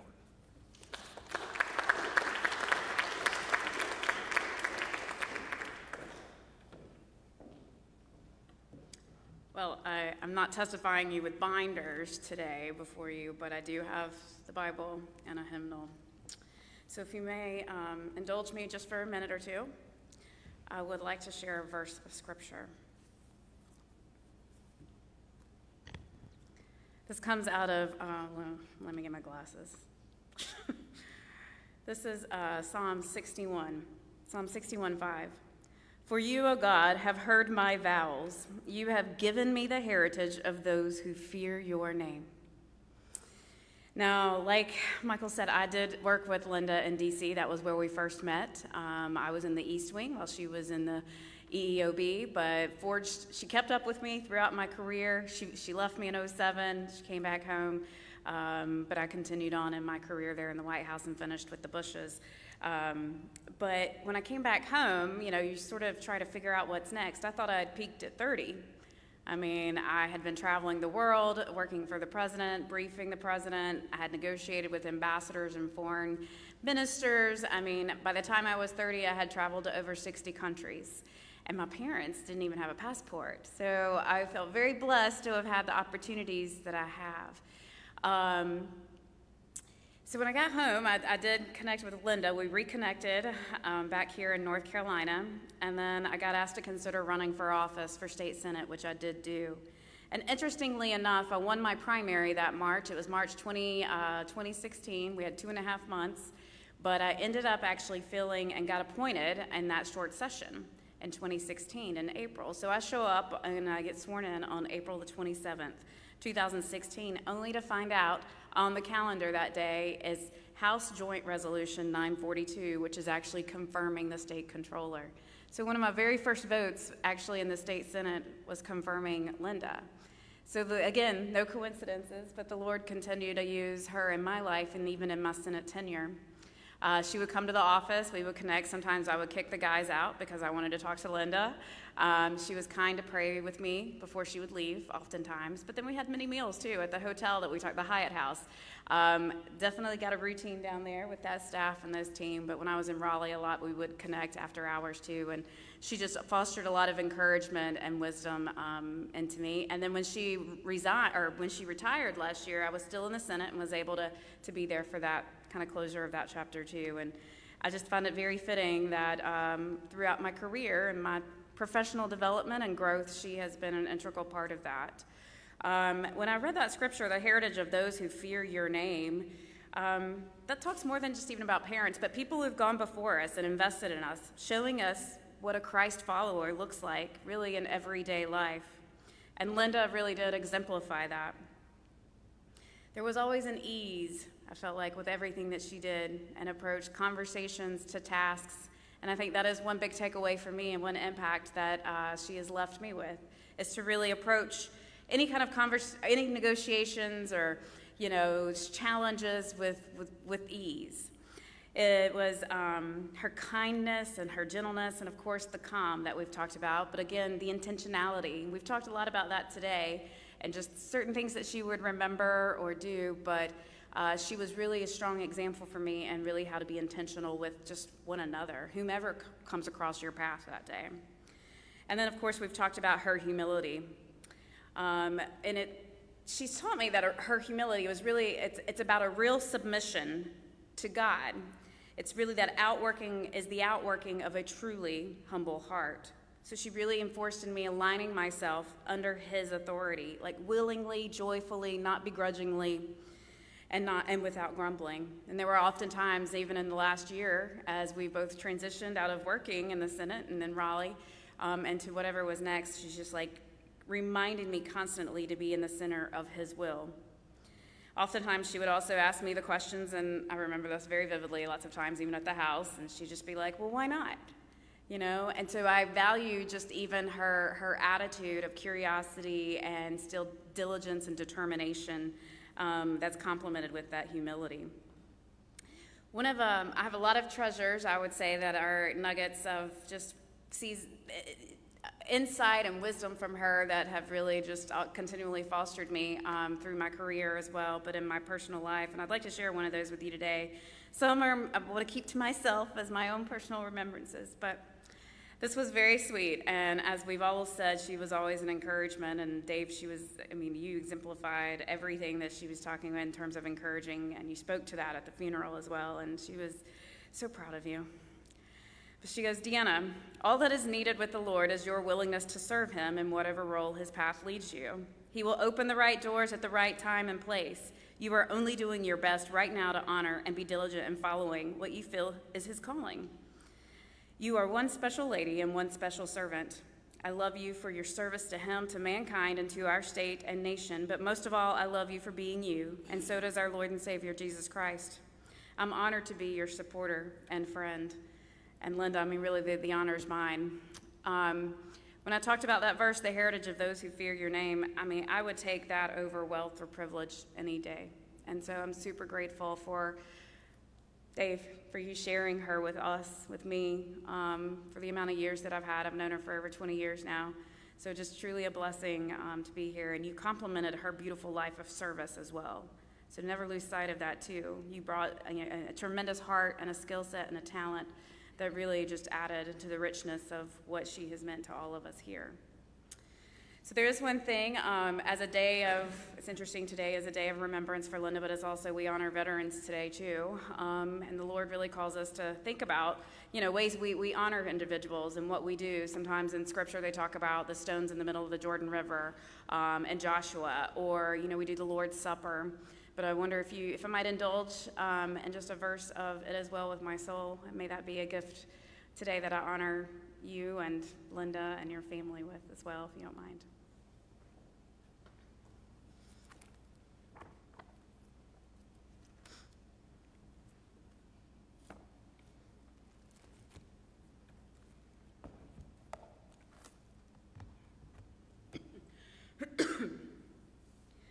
When peace like a river attendeth my way, when sorrows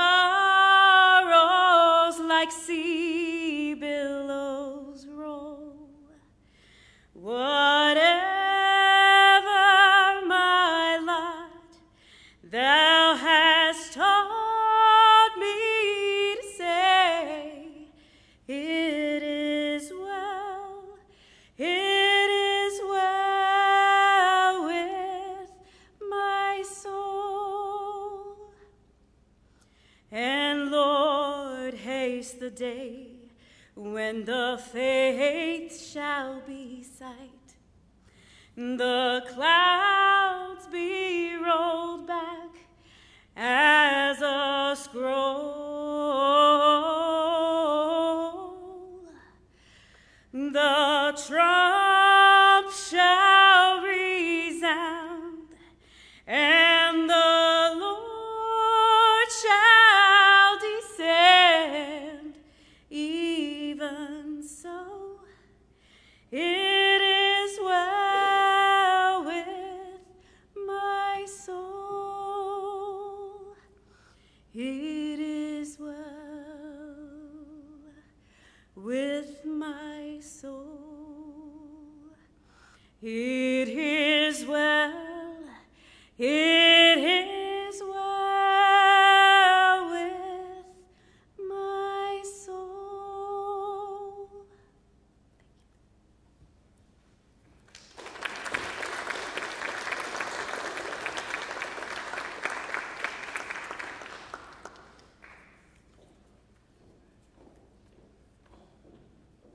Deanna, thanks for doing that just before I try to speak again. The final verse of North Carolina's toast goes like this. Here's to the land where maidens are fair, where friends are true and cold hearts rare. The near land, the dear land, whatever fate, the blessed land, the best land, the old North State. As Linda and I were discussing my new job many years ago, I was sitting in her home, and she was discussing when I was going to be starting working for her office. And I remember very, very plainly asking her about Governor McCrory. I said, is this a person of integrity? And I even asked the question, I said, is he the real deal? She responded with a smile. She said, we just have to come on board and find out. I was not disappointed. In my brief encounters, I found Governor McCrory to be genuine, down to earth, and very welcoming. It was Governor McCrory that had the wisdom to choose Linda to serve as North Carolina's state controller. He was sworn in as governor for North Carolina on January the 5th, 2013, and served until 2016. He was raised in Guilford County, North Carolina, and earned degrees in education and political science from Catawba College. He was elected mayor of Charlotte in 1995 and went on to serve a record 7 terms. As mayor and governor, he worked closely with Presidents Clinton, Bush, Obama, and Trump in areas of homeland security, transportation, environment, and health care while serving on the executive boards of the National Mayors and Governors Associations.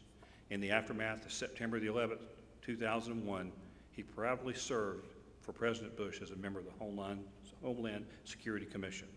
Please welcome to the podium, Pat McCrory.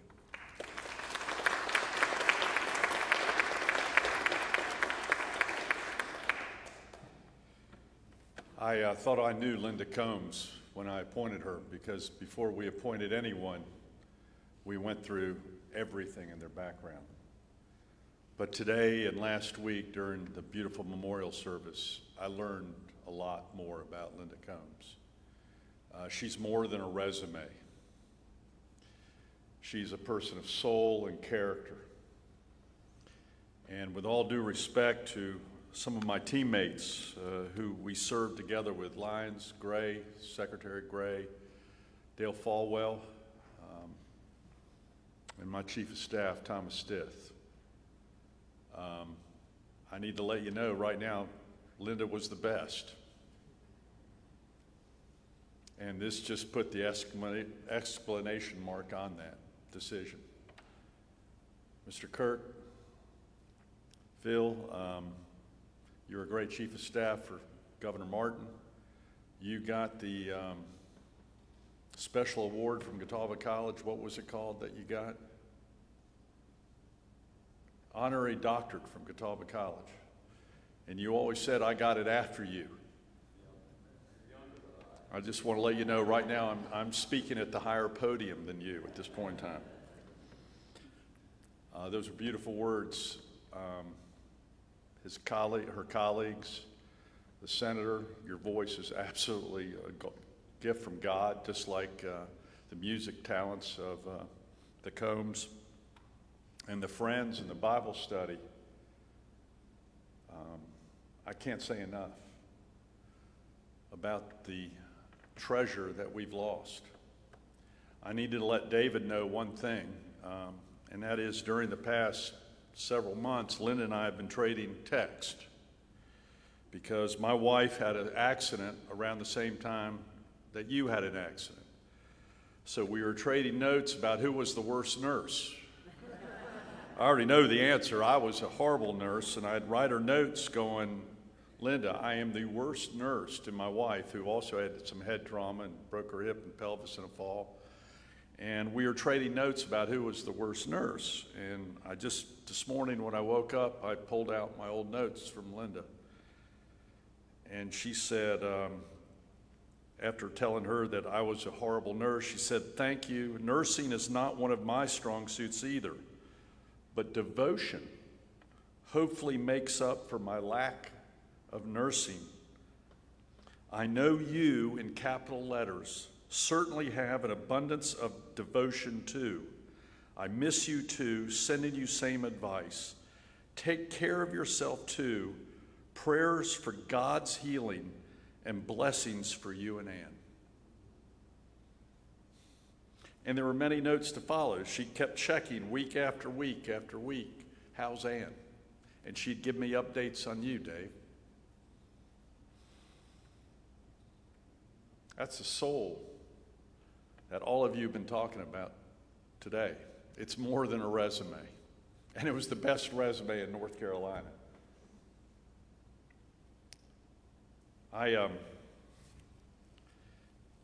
As like many of you, Linda reached out to people when they're at their lowest.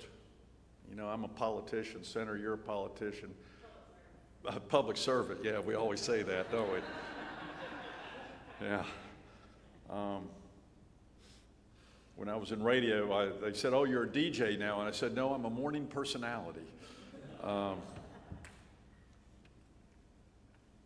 When politicians win, everyone calls them up and you've got all these new best friends. When they lose, you don't hear from anyone. I heard from Linda Combs. You heard from Linda Combs when you were at your deepest, and that's what I heard today. She was extremely consistent. I need to let you know one last thing. I had many other things to say, but no more can be said about this beautiful life. And that is one of my last notes. It was an email, not a text. She wrote me and said, "You, me, Ann, and Dave have got to get together. In fact, we'll even drive up to your house on Lake James, and we can go take a boat ride." Ann and I were fortunate enough 5 years ago to buy a little house on Lake James. I call it Lake Jimmy. And I wrote back, I said, "I can't wait." But I didn't do what Linda Combs would have done. I didn't follow up. And maybe this is my message to all of you as we conclude tonight's wonderful celebration of life. From now on, when one of your friends or colleagues or even people you don't know call you up and say, "Let's get together," follow up. "Linda, I wish I would have followed up, and we would have had a great time at Lake James." And Dave, I just want to let you know, we're all going to follow up with you. You are a great man, and you're a great husband. And Linda told me that often. And thanks for giving her permission to serve the state of North Carolina and the United States of America, because it's tough on the spouse too. So you're a part of this. So all the compliments that went to Linda today also go to you. And I want to thank you. And we're going to pray for you, and we're going to support you, and we're going to follow up with you, right? We're all going to follow up with Dave.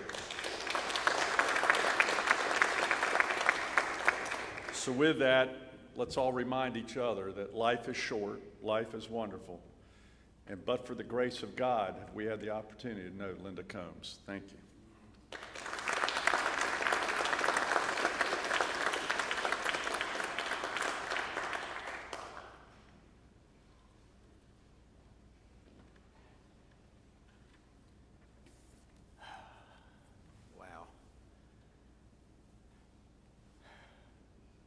Y'all know that I'm a photographer too, right?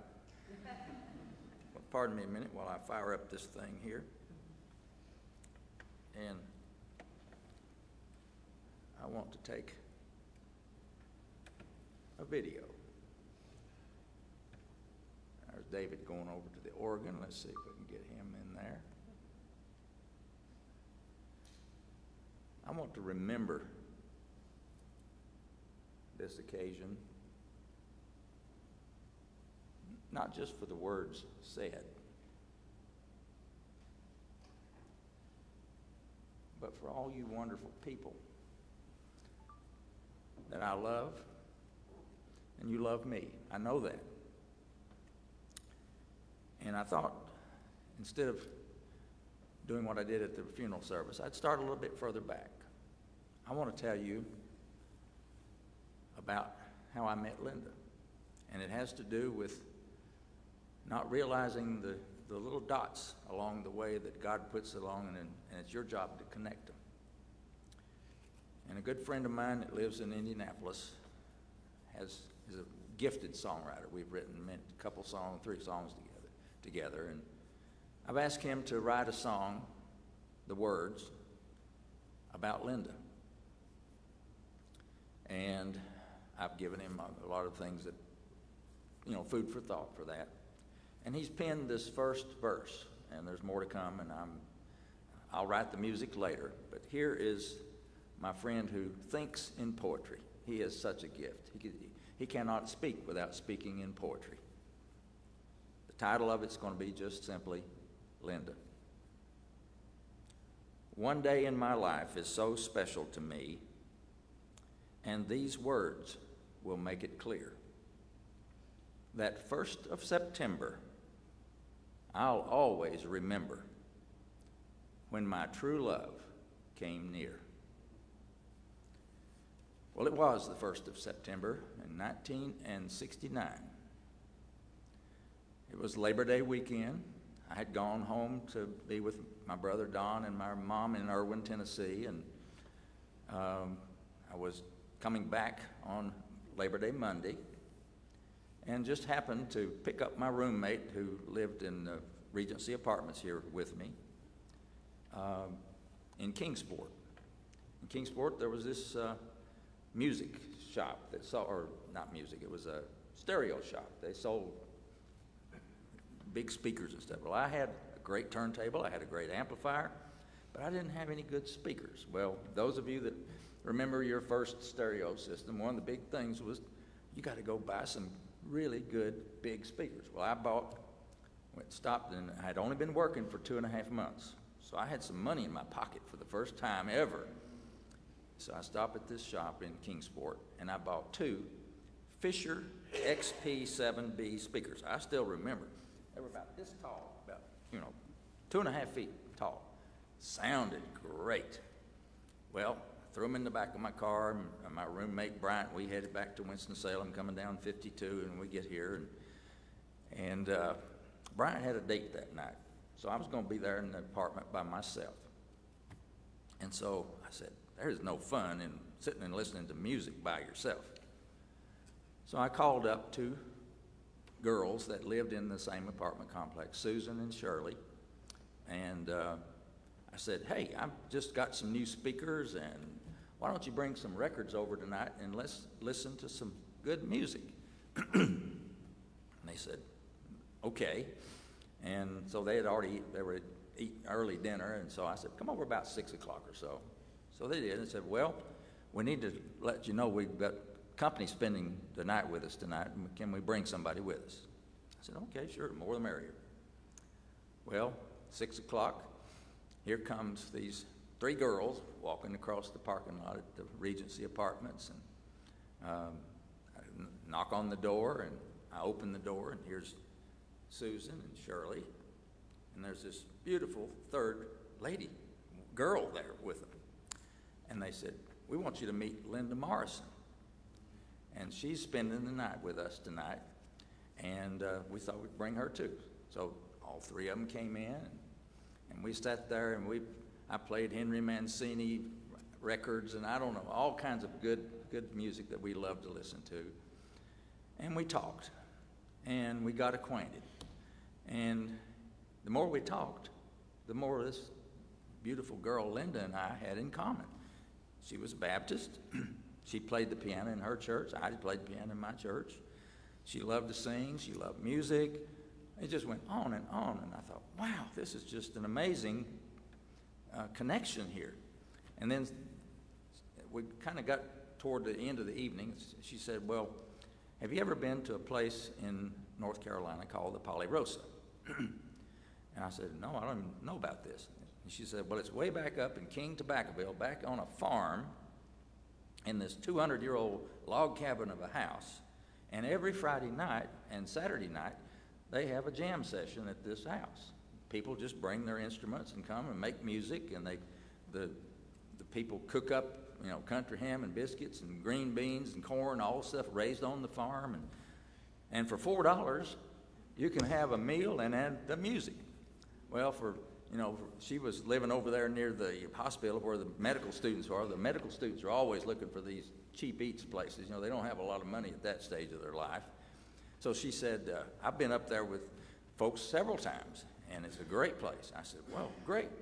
Well, why don't we all go? So all three of us. And so I think they were kind of taken aback that I invited all three of the girls to go to this Polyrosa. Okay. So what happened was, by Tuesday, I called Linda up. She was actually moving into another apartment with two other group roommates. I called her up and told her I had something to give her, because during that night we were talking. She said she had a guitar that she'd borrowed from her daddy, but it had a broken string. She needed a new set of strings. Well, I said, I think I got an excuse to go see her again, so I bought a set of guitar strings. I called her Tuesday and said, Linda, can I come over tomorrow and bring you a gift? And she said, sure. So Wednesday night I went over, and in her, she was now moved into her new apartment with her two roommates, and I had a bag. And so she was all curious about what's in this bag, a gift for her. And we went there and sit down on the sofa. I said, Linda, go get your guitar. So she did. And I pulled out the guitar strings, and I said, how about a new set of strings? I think it'll be just what you need. So I strung up her guitar and tuned it up. And I played a song for her. The song I played is one by Chet Atkins called Windy and Warm. And I still play that song at least 3 times every day. Because since my brain injury from my bike accident in January, I declared that I would play something that exercised my fingers and my brain every day to make sure I didn't lose any connection between here and here. And so I have gotten to the point now I can play Windy and Warm, turn on Chet Atkins, you can't hardly tell the difference. I can play the whole song. Well, but that was the first song that I ever played for Linda. And so that song has a very special connection in my life. And on Friday that week, we went to the Polyrosa. But by that time, Susan had to go home to be with her family. It was a holiday week, past the holiday weekend. But the other two girls had other plans suddenly. And I never did quite figure out how that came about. But I have a suspicion. But anyway, on Friday night, I picked Linda up. We went to the Polyrosa, and we went in there, and she told me it was a busy place. A lot of people come. And I said, where is everybody? Well, we got there. We were the only people there that weren't part of the family. I don't know where everybody was, but we were it. So we ate our meal, and we went over into the music room where they have the stage where the piano and the musicians can play. And the band leader says, well, we got a problem tonight. Our piano player didn't show up. And has anybody here played the piano? I said, I do. So excuse me. I went up on the stage and I played the piano with the band that night. And Linda sat down on the front bench with Slick Ryerson, the owner, and they just had a big conversation. And she was developing another relationship, obviously. But I had a great time. That was our first date. So it was all connected through music. But I look back at all that and wonder, what are the circumstances around that led me to meet Linda that night? If she hadn't been visiting them, I would never have ever met Linda. And the only reason she was visiting with them, she got home from her going home on that weekend and found that somebody tried to break into her apartment over near Baptist Hospital, and they were not successful, but she didn't want to spend the night there for fear that somebody might come back and try to break in. So that was, whoever that would-be thief did me the biggest favor in my life. He doesn't know it, he or she doesn't know it, But there's another event that you'd think is unconnected, but had not been for that, I wouldn't be here with my sweet Linda. So that's those kind of connections and memories are what flood into my mind these days when I go back, and I'll try to read some of this to you. Linda was great at writing stories. For the past year and a half, she's been going through her papers and writing as she would run into things like sending you the copy of the letter that she found, and she'll pop off a text and say, "Here, I just found this letter that you wrote me 20 years ago." Well, one of the stories she wrote was her life story before me. And so I've been reading that. Some of it I didn't know because she really never expressed it in quite this detail. But after this Polyrosa trip and so forth, here's what she wrote. Over the next few weeks, our families met, and Dave and I saw one another almost every day for dinner and other events. We truly enjoyed one another's company. We had so much in common, and I fell more in love with him with each passing day. Things were moving very fast with our relationship. Everything seemed so positive with our relationship moving forward. It seemed like the hand of the Lord was opening up a pathway to the future, and we were walking into that future together, day by day. Was David the one I had dreamed of for years and years? Each day I would ask myself and pray, Lord, if it's your will, let it be him. And I wondered to myself, is he the one I will spend my life with from this day forward? It surely seemed that way. On September the 20th, Dave talked to my parents and asked for my hand in marriage. That was just 20 days from the day we first met. And that's about all I can read and stay composed here. So I'm going to conclude by doing the best thing I know how to do. And this is really special. This is the first time I've played Rachel's song for you since the very first time I played it. So this is for you and Linda and the rest of you too. And David's going to accompany me again on the organ. But I'm going to play Rachel's song.